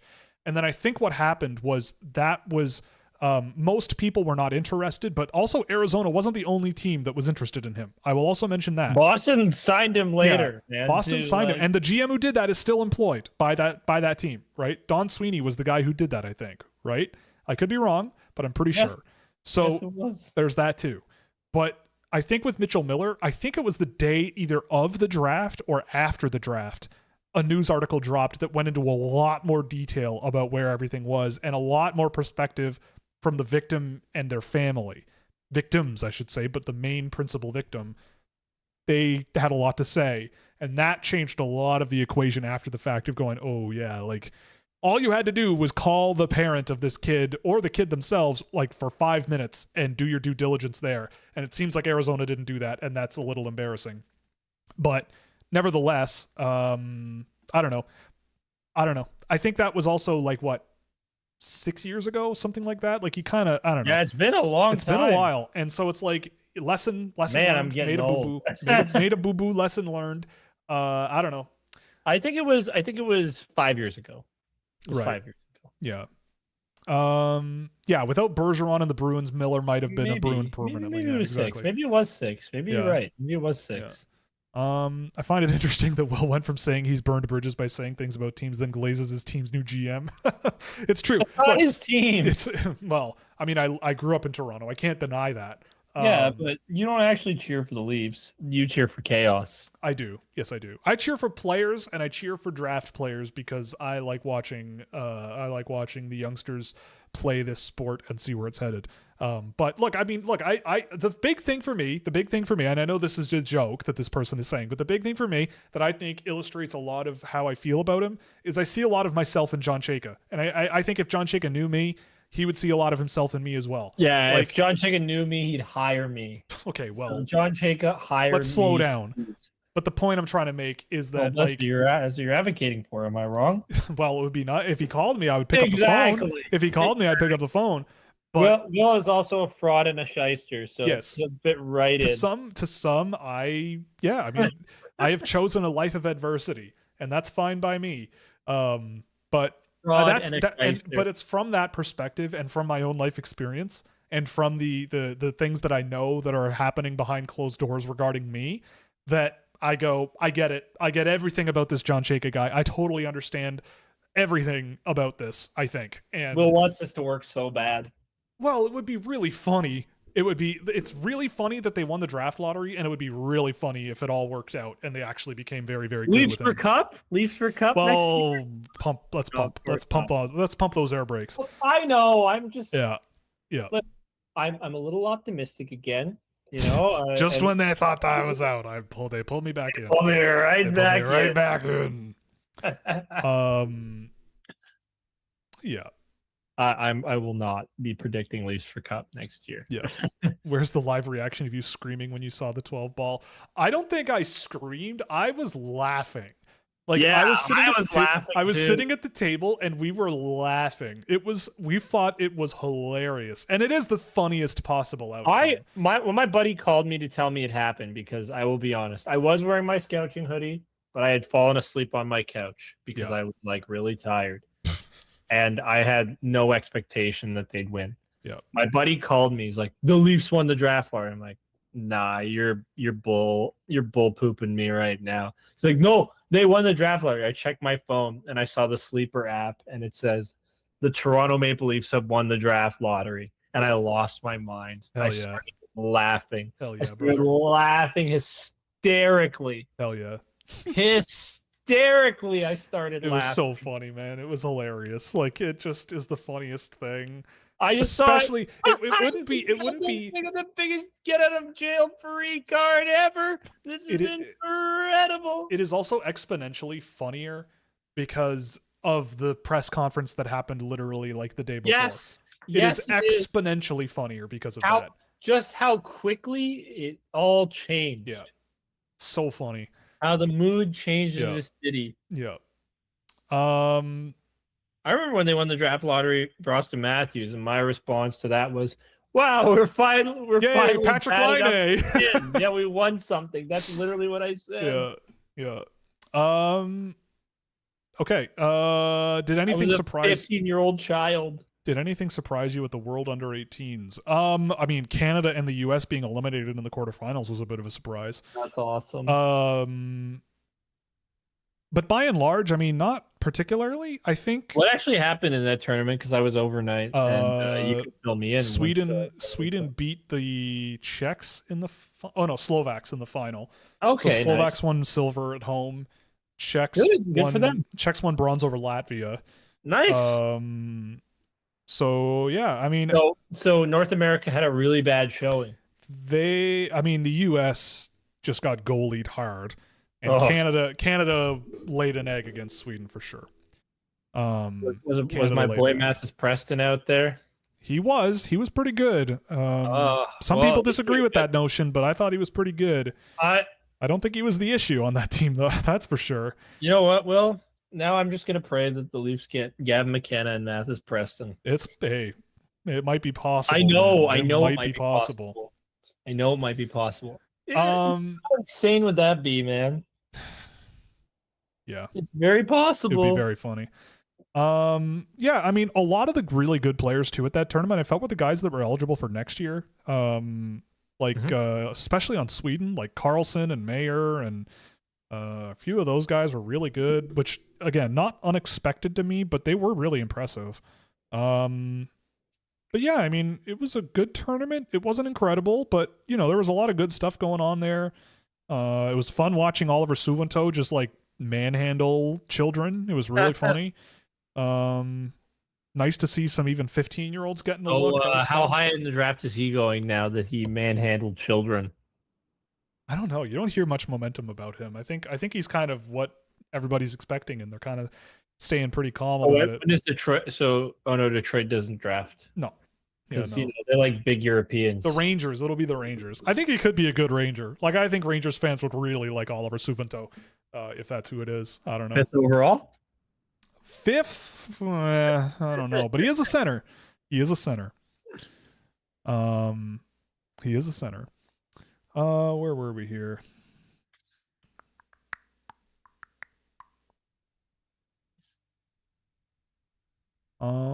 That's another thing too. The freak out about Chayka.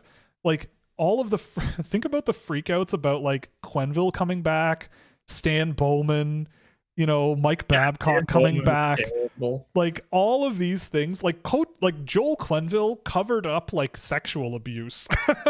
Yeah. Like Joel Quenneville was like, no, but he won cup, so it doesn't matter. Oh, we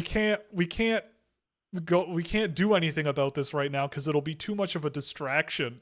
It's like, okay, you know, alrighty. And it's like, oh, but everybody loves and respects him, you know. All the GMs love him. He won 3 cups. Yeah, exactly. I didn't even think about it from that angle. Yeah, but Stan Bowman, you know, yeah. No, it's yeah. Stan Bowman, you can see the effect Stan Bowman's having on the Edmonton Oilers. Oh boy.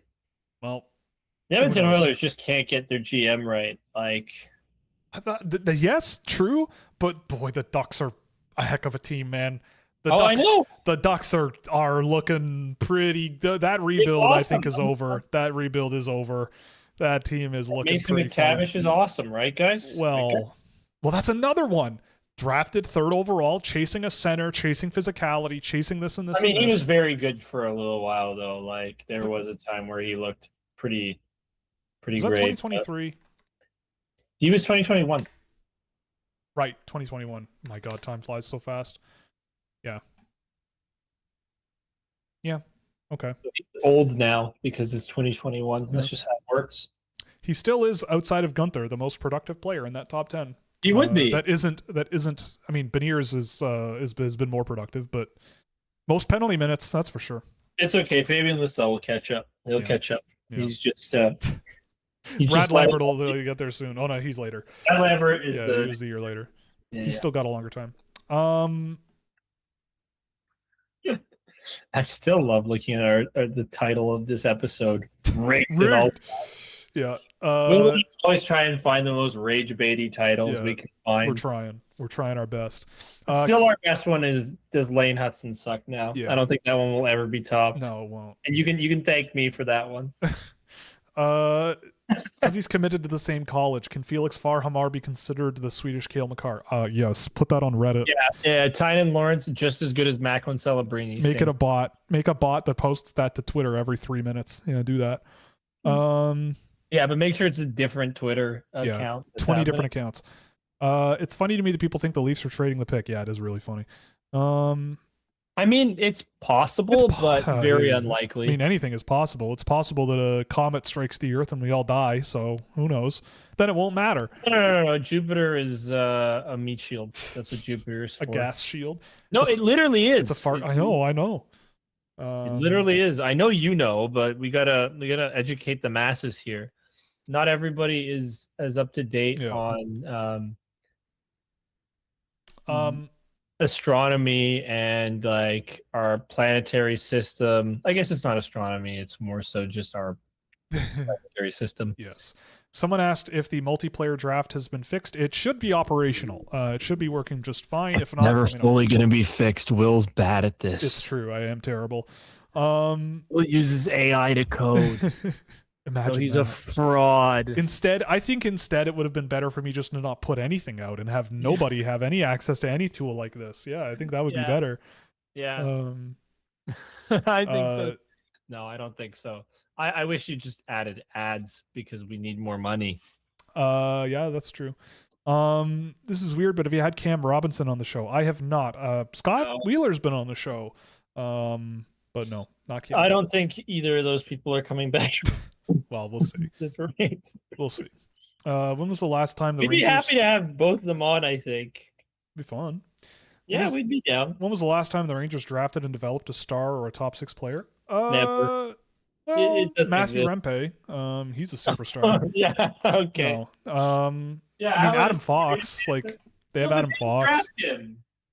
Right, but they developed him. Like, they went out and got him. And no, he went out and made them get him. Sure. Like, it's a little different. I guess the question was drafted and developed. Yeah, like, not in our lifetime, like, not in my lifetime that I can think of.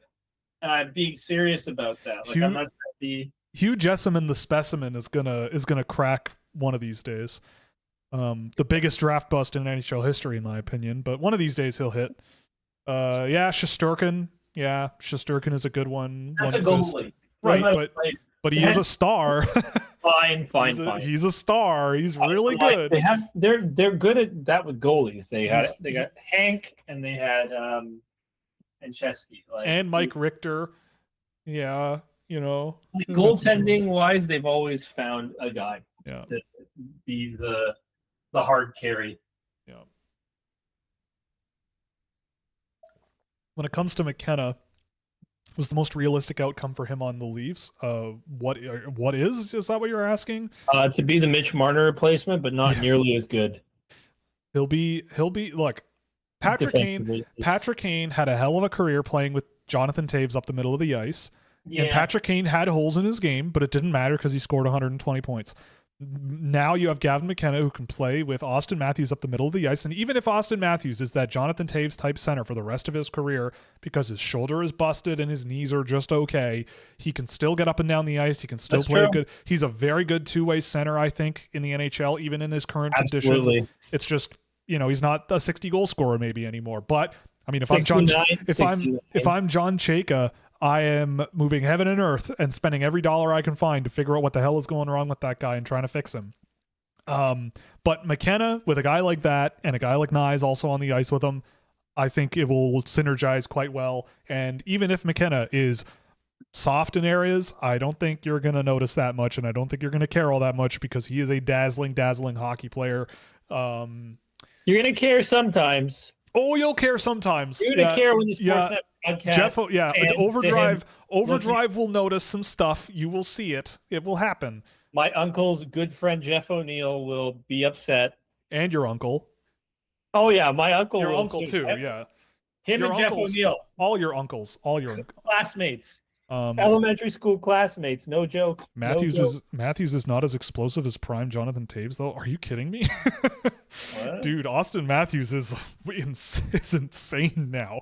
He has really gained a gear over the last few years, man. That guy can really go. I don't know. Yeah. Yeah, no, you might want to watch more Austin Matthews. Austin Matthews is better than prime Jonathan Taves. Oh boy, now you've done it. Now you've done it. Yeah, Jonathan Taves scored 69 goals. No. Oh boy. Easy, wrecked, destroyed. So Gavin McKenna is going to be better than Patrick Kane. Just has to be. Exactly. Leafs are going to win 10 cups. What's going to happen now? Very few centermen were as explosive as 19 to 27. Look, all I'm saying, I don't give a shit. I don't care. I don't care. I don't care. Look, you can hand wring all you want about how explosive Jonathan Taves was, but Austin Matthews is as a two-way animal in the NHL right now, and he'll be just fine. And playing with Gavin McKenna will certainly help him score a lot of goals. Yes, I mean, yeah, Stanley Cups, yes. Baby, Mitch Marner replacement. If you want to play the Stanley Cups game, yes, 3-0 is undeniable. For now, but it'll be 20-3 in all I know is watching Austin Matthews go up and down the ice and play a lot more physical than he used to is pretty awesome. It's pretty fun awesome. to watch. He is quite a hockey player still, even with his bum shoulder. But if you fix it, then and also like if you're not in the defensive zone 80 to 90% of the time, like that's also the problem this year. They were in their own end 90% of the time. So like, what do you expect him to do? He worked his ass off to get the puck back as soon as the bums who had to break out the puck would get it. They just send it back to the other team. Like what is he supposed to do? It's true. He's not the carry it in transition player. It's not his role. He can do it. He can at times, but like that's not his consistent role. That's not his reliable role. Okay, this person, you can believe whatever you want to believe that a 30-year-old Austin Matthews is not as good as 19 to 27-year-old Jonathan Taves. Whatever. Okay, fine. Cool. Okay, go for a walk. Go touch grass. Like whatever. I just like, what are we even doing here? Like, relax, man. Matthews is 8 billion times better. Okay, well, no, that's also not true. Let's just. Yeah, but I'm saying that I'm rage baiting. Let's just move on. But I can't rage bait. I'm not allowed to rage bait anymore. It is almost 6:00. I am too old. I am too old to do this. I'm not. You're too old for I'm 30. I'm over 35 years old. I'm not as ready to go to war as a prime Jonathan Taves. I'm not going to war. I'm just striking a match where there's gasoline. That's all I'm doing. Blackhawks fans like the guys that have been immortalized. Oh, surprise, surprise! Wow, oh my God! And they think that the Leafs are dumb. Wow, who? How amazing! What a surprise! It's awesome. I love it. It's fun. Aren't you having fun? Oh, I am. I'm having a riot. This is great. Should the Pittsburgh Penguins draft up, or trade down? I would just see what happens. I don't think you do any of those things. You don't know. Play it by ear. Yeah. Hockey noob here. You got to be flexible with whatever approach you have. Yeah. With regards to Nyes, Matthews, McKenna's potential, don't they all shoot left? I think you just figured that out. Who cares? I mean, yeah. I mean, I get the point. But the way a person, Nylander, I don't know, like the way you person shoots is something to factor in, but it's not a be all end all. I don't know. Play Matthew, McKenna, Nylander. That sounds like a fun line. This question is asked from a perspective of like, I don't know because I'm new to hockey, and like I understand what you're saying. Oh, okay. I understand what you're saying, but like I guess to answer in a better way, like it's more about how you work around something like that, and like how you know who's comfortable doing what, right? Like because really the only thing that shooting makes a difference with is like the look that you get at the ice, and also maybe at face-offs where you might be at a disadvantage if you both shoot the same direction. But yeah, it's not a deal breaker. It's just a matter of how you make it work. But I think in terms of the types of players and the mix there, it's really hard to ignore that there's resonance there, and that there could be a lot of success with those three guys playing together, I think, with how they play, like shift in, shift out. You know what I mean? Yeah. You got some really good forechecking there, really good transition energy. You've got goal scoring, you've got playmaking. It has everything, and it's like you try to make it work. That's at least the way that I would come. That's the way I would come at it. And if it doesn't work, then you go from there. But I was a left-hand shot, and I like shooting from the right side. I'm a right-hand shot, and I'm not in the NHL, so clearly, No, but like when I would shoot, I liked shooting from the right, from the right wing. That's where I Russian enjoy. style. That's where I had more of my success. No, right? I agree. Yeah, right. No, I agree. I mean, I was a right-hand shot defenseman, but I liked playing on the wrong side. It was tougher, but I like it. I liked it. I liked having the puck more in the middle of the ice a lot of the time. I don't know why. Yeah, Will is the number one right D, and I'm the number one left-handed center. Yeah, exactly. Oh boy. Is the future teal or orange? Why not? Porque no las dos? It's green, actually. No We're going to have all the money in the world when you buy us a billion coffees. I did the budget. Yeah, I did the budget for the business today. We're not quite there yet, but we have had we're a few steps closer to that billion coffees. We're getting let's go. A few steps. Yeah, a few steps. Let's go. Buy our merch, by the way, again. Guarantees you will win the first overall pick next year. All you have to do is scroll down a little bit. It should be down there. Yeah. My Scouchwear hoodie, and the Leafs won the first overall pick. I don't think it's a coincidence. I think that's how the NHL draft is rigged. Yeah. You buy a Scouch hoodie. Here's a good one. You're gonna like this one because it's also gonna piss people off. What should Toronto do to fix the team because they need more than Gavin McKenna? Well, let me tell you a little thing. Here's what I would do if I'm Toronto, because the way that Toronto gets fixed is the way that will most annoy your uncles in Gloucester, Ontario. Okay, I would go out and spend a few $1 million, bring in Kayla Yamamoto, middle six winger, forechecking presence, lots of speed, lots of skill. I'd bring him in, cheap as hell. Bring in Nick Blankenberg, also maybe a couple $1 million. Excellent puck moving defenseman that Toronto desperately needs. Go back, bring back Timothy Liljegren. Give him a league min. Give him a league min. Give him league min or whatever. See what happens. Give me my Timmy back, please. I know he went to Washington. It was not incredible, but yeah. I like this comment a lot more. Trade Morgan Riley. Trade William Nylander. Trade Matthew Nyes. Do all that. And yeah, you do that. No, that's how you fix them. How about you? Doesn't matter what you get. Shove it up. No. I get it. Shove it where the sun don't shine. I think the Leafs should actively sabotage their entire roster. Trade everybody. They should have just kept Brad Treliving. Yeah. But yeah, no. I mean, I honestly think that the way that you go if you're Toronto is you need to bring in guys that are speedy, pacey competitors who can move the puck. Watching Toronto break the puck out of their own end was absolutely agonizing, and watching them cycle the puck in the offensive zone, even on the power play, was agonizing. They desperately need to be more mobile, higher energy, higher competitiveness in their game. I think they have a lot of guys on that team that are framed as competitive, but just are not built for the modern game. So like, that's on defense more than anything. And their defense is the bigger issue, yeah. Like, but also, I mean, like at times Max Domi was their second line center. Eric Brandstrom, yeah, you go out and get Eric Brandstrom out of Switzerland. I'm with that. Or someone else had a good idea. You trade the first overall pick for Elias Pettersson and give Vancouver what they deserve. I agree. You could do that too. I'll take Elias Pettersson, but it's tough because of the money. Yeah, the uncles also want Luke Shen back. Yeah, exactly. Oh, go to hell. Yeah, the Logan Stanley.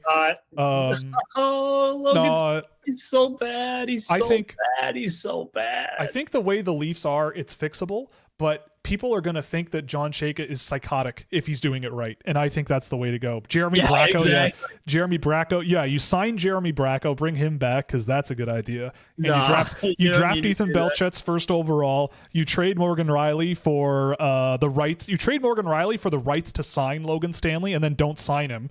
That's another good idea. How can you destroy the Toronto Maple Leafs quickly? Can we? I'm gonna hang up. Doing this. This is not good for my mental health, man. Oh, we're just having. What are we doing? We're just having fun.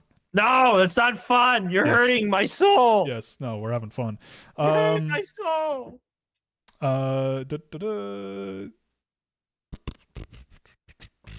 Yeah, what? It's still so awesome to me. Like I'm still in disbelief. Oh, like, yeah, it's hilarious. I can't believe it's it. It's really funny.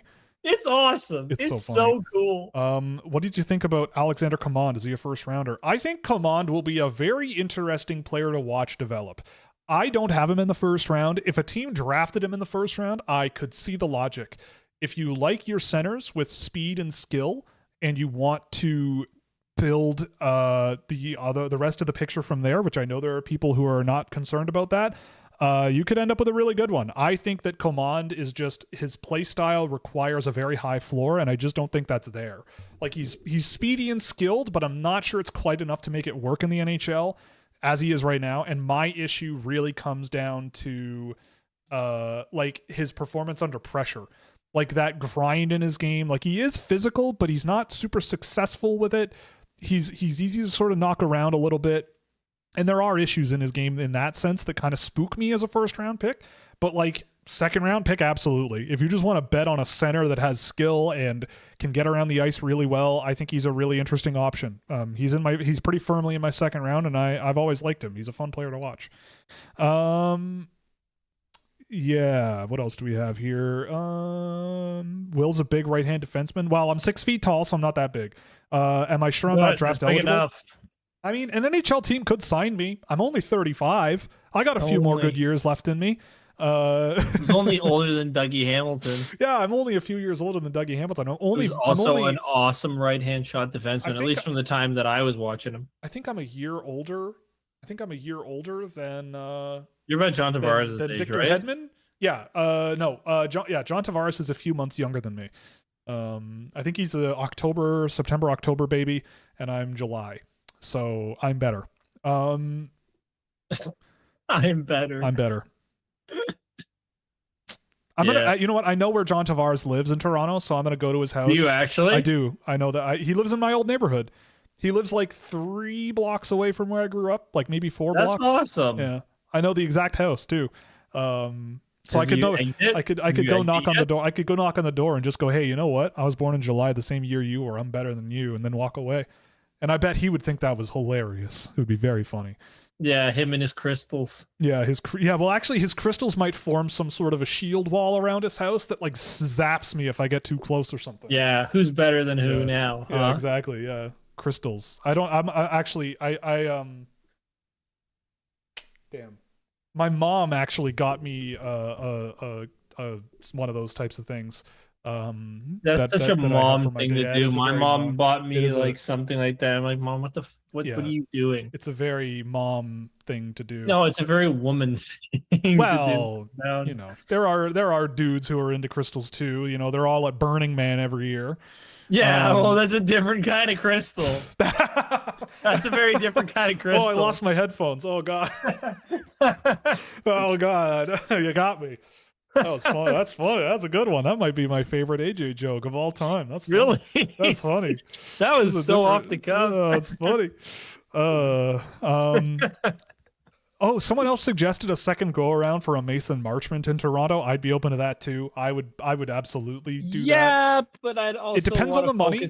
I want to focus on the defense first. If it's $6 million, I'm not doing it. Well, maybe, but probably is. Probably is. Like we don't need a top 6 forward at the moment. Brandstrom. Bring Brandstrom back. That's it. They really have to try and restructure the defense. And they're like, you can keep a Jake McCabe around. Like, I'm perfectly fine keeping a Jake McCabe around. I don't mind Jake McCabe. He's fine. He actually has some flashes here and there of offense, but like he's just not very fast, so he can't really pull off a ton. Yeah, I know. Like if I pulled him up right now and look at the D group here, like I'm happy with Troy Stetcher for another year. I know he's 32 years old. He was good though. He was one of the few Leafs OEL's fine. OEL's just fine for what he is at the moment. Like Brandon Carlo is okay, but like it was really the third pair that is just. I think we're being invaded by the Discord server. We're getting a lot of trolling from server members here. Oh, okay. Trade a first-round pick for Ryan O'Reilly. They should restructure defense by drafting Carson Carroll's first overall.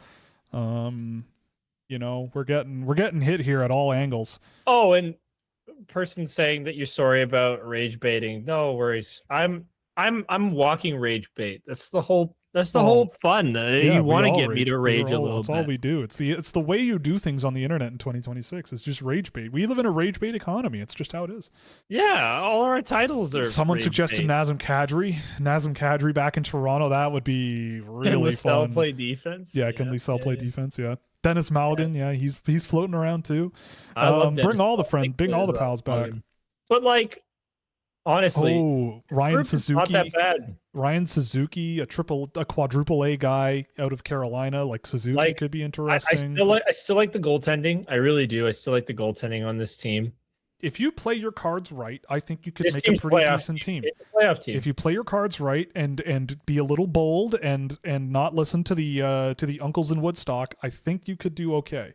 They're a playoff team. I would look to move on from Jake McCabe though, but I thought he was okay last year, but he's getting to the end of his rope. But he's also 32 years old. He's getting there.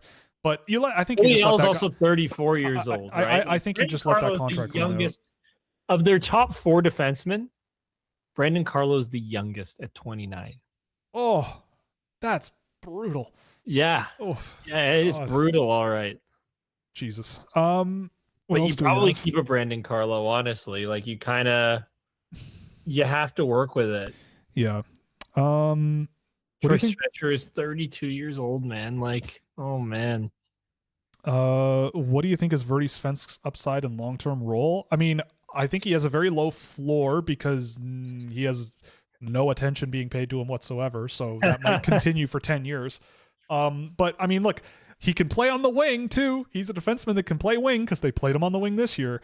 And by the end of the year, I think he's a Toronto Maple Leaf. Yeah, he's a Toronto Maple Leaf. And by the end of the year, I thought he looked pretty decent as a winger at the legal level. But anyway, his upside, I think he has a huge amount of upside. He's a great skater.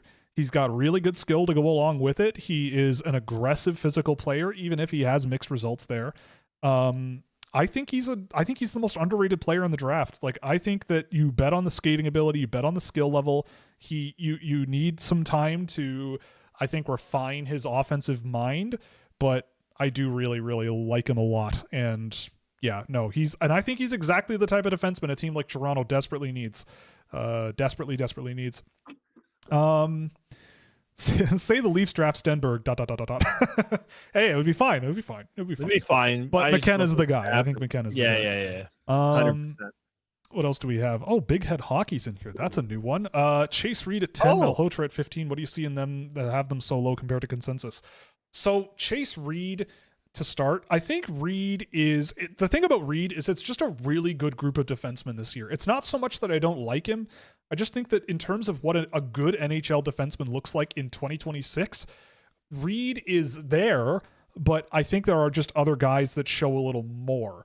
I don't know how projectable his offensive game is unless more shots go in than not. But he's a very good puck rusher. He's a very good short to mid-range passer. I think his defensive game is pretty inactive, which I think is a common issue that is difficult to get over. But it's a really close year. It's a really close year. And for me, Reed is just a step behind those guys, mostly due to his defensive zone play. And I just don't know how translatable his offense is as is. I mean, it's very good. I think it's going to be just fine. But if we're talking like first overall contender, I don't know what first overall level defenseman in past years has looked like him at this age. And he is quite old for the draft class for a first time eligible. So it's all just a big, and I just also like the Canadian Hockey League. I think you might be new to this, but I also just fundamentally believe that the Canadian Hockey League is a much, much, much, much, much sketchier place to evaluate talent now. And I think you can get away with a lot more, and you have to be really careful weighing, is this player good? And is this player just playing really bad hockey players, relatively speaking? Like, those two things are very different, right? Like, That's the big thing. So I with Malhotra, I like his offensive game. I think he has a very projectable style of play. It's a very similar story to the Dennoyer and Martin stuff from last year, where I liked them. They were top 20 guys, top 15 guys to me last year, but I just did not think top 5 made a whole lot of sense. Like, they have very projectable traits, skilled, pretty smart playmakers, but like in my work tracking data, Malhotra's 5-on-5 offensive numbers are actually a lot less strong than you might think. And I don't think that that's a coincidence when you watch them play. Like, I think Malhotra playing with Banach and Dennis has been a massive benefit for him. Like, yes, he's produced a lot, but in terms of Brantford's overall offense, it's actually, I think he has points on 28% of his team's goals, which is pretty underwhelming for a player considered like a top 3 pick. It's just, I don't know. There's a lot of question marks about both of those players to me that spooks me about those super, super high picks. Yeah, Malhotra and Dennoyer, I think, are somewhat cut from a similar cloth, I think. And I think that Will hates them both. Oh, get hit by a bus or whatever, right? Like, that's yeah, if I don't like a player as much as the NHL does, get out of town. That's gonna get clipped and put out of context for sure. God forbid Will like Tim Stützle, because he didn't. I just don't like Germans. I don't like anybody unless you're like JJ Peterka, unless you're 5'6" and play in Kazakhstan. You like JJ? No, I do. No, I don't worry. You're a JJ guy. I'm pro German. You know that we can hang. They can hang. Oh, you can't be pro German, not with the Jewish. Careful now. What are you doing? Oh boy, let's just keep moving forwards here. I'm sorry, I didn't mean to take it there, but I did. Yeah, holy retirement home, exactly. Yeah, they're old, man. Morgan Riley is unplayable. Any thoughts on the WHL draft? If you want, you can. They might still be going, but follow Donish Maslum and Joel Henderson on Twitter. Go ask them. They know a lot more than I do. I am terrified of looking at scouting and analyzing 14, 15-year-old hockey players. I just don't understand how they do it. So they are a much better resource than I am. Will hates 14 and 15-year-olds. He only likes 17-year-olds. Don't do that. Don't go there. We're not doing that. I'm sorry. I'm the same age as Zach Bogosian. That's true. I am. I can't grow a beard, unlike him. My testosterone levels are quite low. A little late to the stream, but can you list all the ways Gavin McKenna's NHL comparable to Mitch Marner? I mean, I think McKenna, there's a couple of things. In terms of frustration. Well, okay, so there's a couple of things. I think that there are echoes there, but the thing about McKenna, I think he's a better off-puck offensive zone player than he gets credit for. I think that's a big area that improved for him. Like, his ability to anticipate play and cause turnovers quickly and make plays has really grown, I think. And that's a very welcome change. And I think that's something Mitch Marner also did very well. The thing where they definitely line up is like they have that sort of X factor vision of the ice. Like the ability to not just see what's ahead of them, but like almost as if they can see from a bird's eye view what the ice looks like and where all their line mates are and make passes that you just are like, I don't know how they saw that as an option. And both of them are capable of doing that. Yeah. And I think also, like, they both are players where when push comes to shove in the playoffs, they're going to be targets and they are going to need to be more than just very skilled and need space to play. Because I think both of them were like that. They were very much like, they make incredible plays if you're not pressuring them, but you need to learn how to either defer to others quickly or play through pressure a lot better. And I think both of them are questionable in that regard, but I still think that you take the chance on McKenna because the upside is incredible. You just kind of fingers crossed, you just hope for the best. And I mean, again, like if he needs a therapist or whatever, day one, like McKenna for me would be the guy at number one, unless, and I'm putting him through a gauntlet of evaluations and interviews and everything. And if I get bad inklings about it, then I think about it a little more, think about a different direction. But if I get lots of evidence that everything will be just hunky dory, long term and he loves being in Toronto and everything's great, then it's a no-brainer to me. How could you not love being in Toronto? What are you, Mitch Marner? How could you not be in Toronto? What are you, literally anyone in Canada except people who live in Toronto? I live in Toronto. I think Toronto's great. It's pretty good. It's pretty good. It's expensive. Yes, it is. Well, Well, things are. Hey, but I don't pay for most of that. believe stuff. it or not, things are expensive for a reason. Usually, things that are expensive are things that are in high demand, because if you ever go outside and touch grass, you might realize that people actually like things. Therefore, people who like things will spend money to have those things. What? Yeah, I know, right? Who would have thought? Unbelievable. What a crazy concept. Oh boy. Which province? Oh, here we go. Which province do you guys hate, and why do you hate it? Quebec, easy. Okay. No. Well, okay. Full disclosure: I have never been to. I don't hate any province. I have never been to the prairies. I've been to BC. I've never been to the territories, but I've been to every maritime province. The one that I personally have enjoyed the least, I gotta say, New Brunswick. And Really? it's not because I didn't like New Brunswick. It's just I liked it the least, and there's really nothing there. Very little.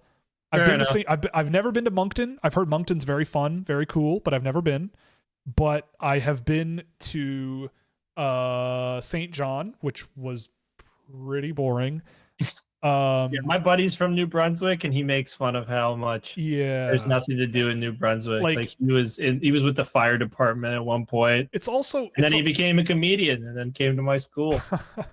It's also really tough because I've been to Nova Scotia many times, and I love Nova Scotia. Nova Scotia's awesome. I've been to Newfoundland a couple times, and I love Newfoundland. Really? I went to PEI once, and it was okay. But Charlottetown, the city is very nice. I liked Charlottetown quite a bit, but not much was going on when I was there. Did you have a lot of potatoes while you were there? No, but seafood, yes. Yeah, you gotta have seafood. Seafood's delicious. I've been through New If you don't Brunswick. like seafood, you are an inferior human, like an inferior human being. Like if you like seafood. I drove through New Brunswick twice, and that was brutal. That it's just long rolling hills with forests, and that's it. So that kind of docks some points. BC is BC. Also, no good hockey players from New Brunswick that I can think of off the top of my head. So they suck. Incoming New Brunswick separatism. Yeah. Been to BC. Yeah, I've been to Vancouver. I've been to Squamish. I've been up in the not as far as Haida Gwaii, but up in that area, like up the coast, up near like Prince Rupert kind of area. I went to a fishing lodge up there at one point. And I love BC. It's obviously incredibly beautiful, but yeah, it's really cool. But yeah, I picked Quebec because I don't like the Montreal Canadiens, and I'm very pro Quebec. I love Quebec. If I could pack up and no Quebec. No, you wouldn't. Get out of here. There's no way. To Quebec. Dude, I love Montreal, man. I love Montreal, and like the drive. I've driven from Montreal through Quebec into New Brunswick. It's gorgeous. It's like it's awesome, and I like can't speak the language. It's a colorful place. It's a very colorful place. But I'm a huge Quebec guy. I love it. It's the whole like something about the vibe of the Quebecois. I totally understand what people do. Like it's not my thing, but I get it. The attitude of true Quebecers is very endearing to me. It's very endearing. I find it very entertaining. I don't like it. You know, like that. Like, personally, I don't enjoy it that much, but that's just me. Right? Everybody's got their own tastes. Yeah, no, I'm all for it. You know, but it's also because I'm a diehard Leafs fan, so like it just doesn't mesh with who I am. Je suis la seule robot dans ce coin.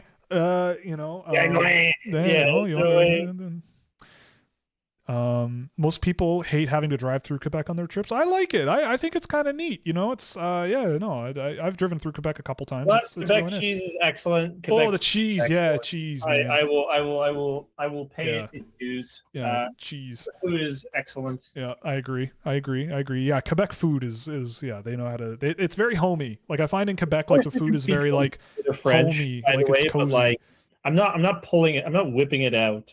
Mhm. I don't believe in that language. It doesn't exist. I find that the food in Quebec is very comfy. It's very cozy. Excellent. You know, like I went to a place in Montreal. Some hole in Scouching the, QC. yeah, Scouching QC. No, that's the offshoot we're starting up in the summer. No. We're not doing XQC type stuff. All right. This is no. No, he's our special guest on the channel actually next week. Did you know that? Oh no. Well, I guess I'm fired then. What is it you mean with the hockey scouting? You know, what is it? I don't understand. Anyway, All right, we should try this and guy's finish so this up. creepy. Yeah, I gotta go pretty soon here. Let's see. Can we catch up on anything? Do you think Casey Mutrin could be a complimentary top line player? Or is he more of a middle six? I think he's a middle six guy. He's more of like a Will Carrier type guy, where he's just gonna bust through. You love referencing Dude, Will because I Carrier. love Will Carrier. I think he's I just know so you- awesome. I know you Uh, do. You just a love that goer.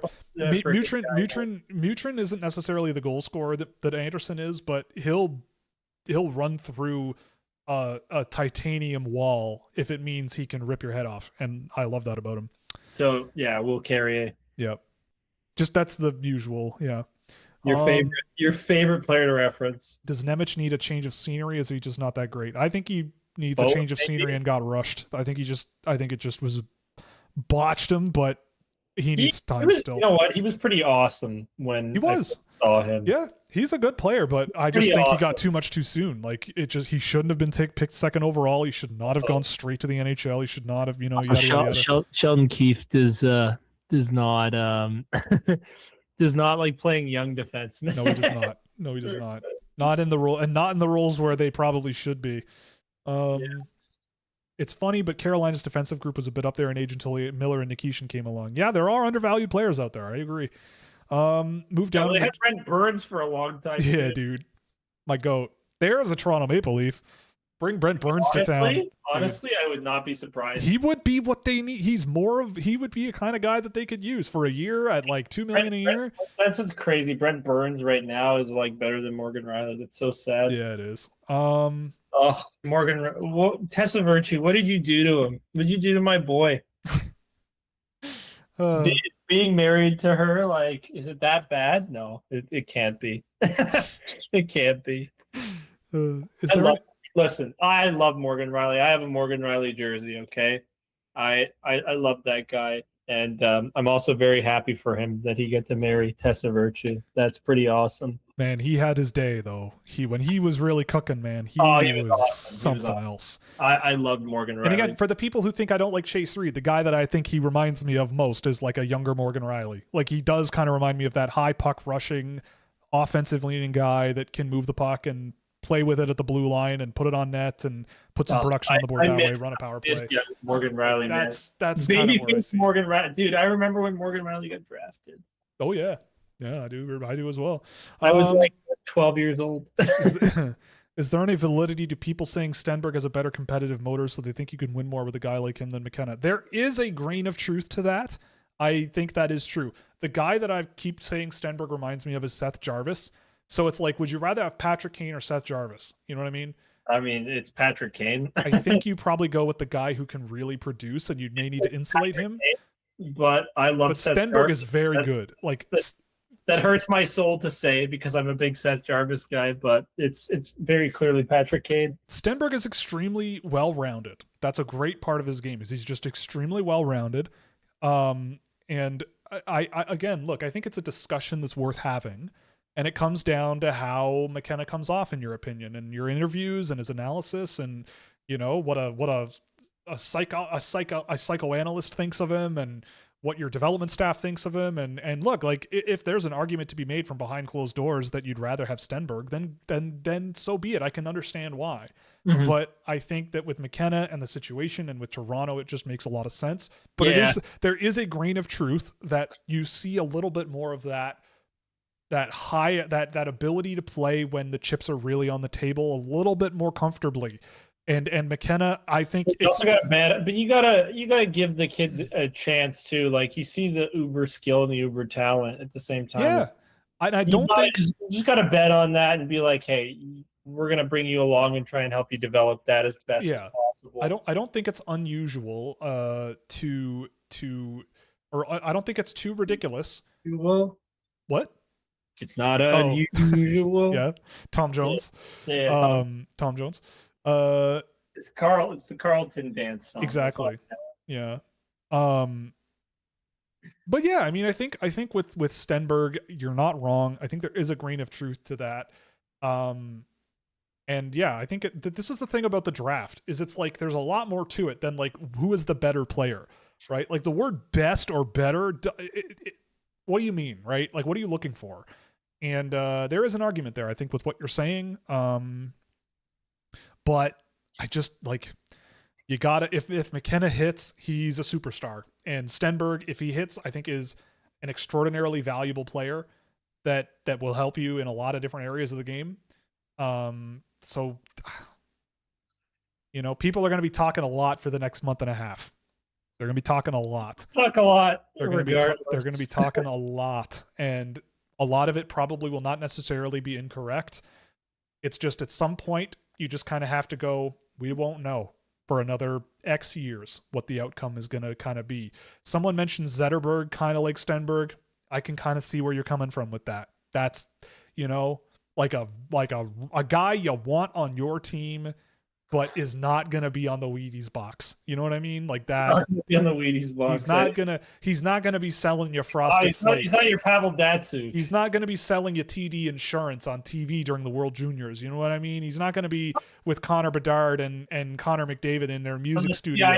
CIBC. The CIBC ads. Yeah. He's probably not going to be in those. Let's go.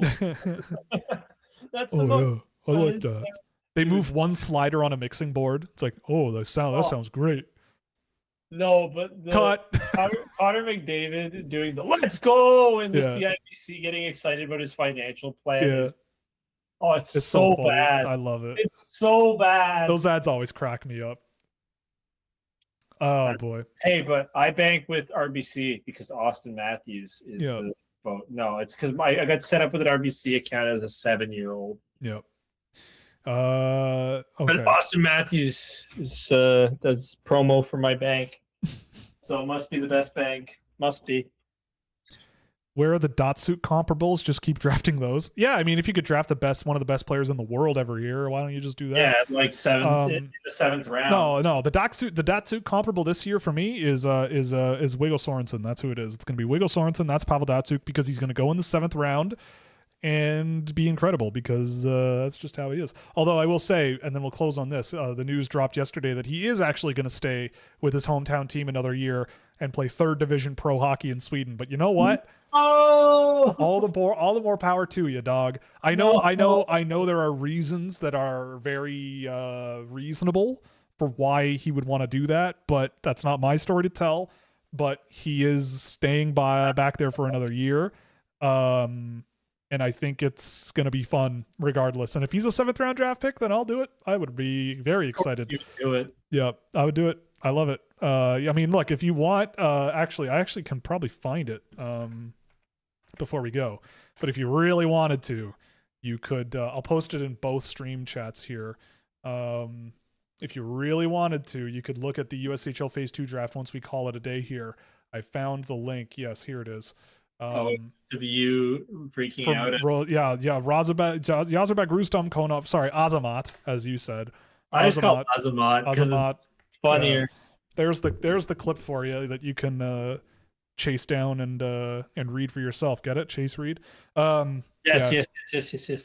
We had some good moments on the show. So again, before we go, does AJ know any of these prospects in the draft? Not really, but I'm sure between now and the end of the season, I'll become we'll be familiar. the scouching It's Discord like- server. I think the scouching Discord server past a certain point will be doing some of these. Like, let's just zoom out, watch some of these guys, and see.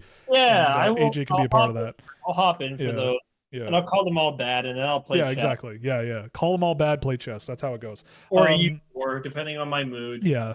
So anyway, we'll call it a day there. Thank you so much for joining us. This was a big one. This was a lot of fun. Yeah. And a late again, one too. yeah, and again, thanks to the USHL. Oh, it's a Schaefer joke. Oh, okay. Well, Oh, do I know any? do you of know them? any of them? Tynan Lawrence?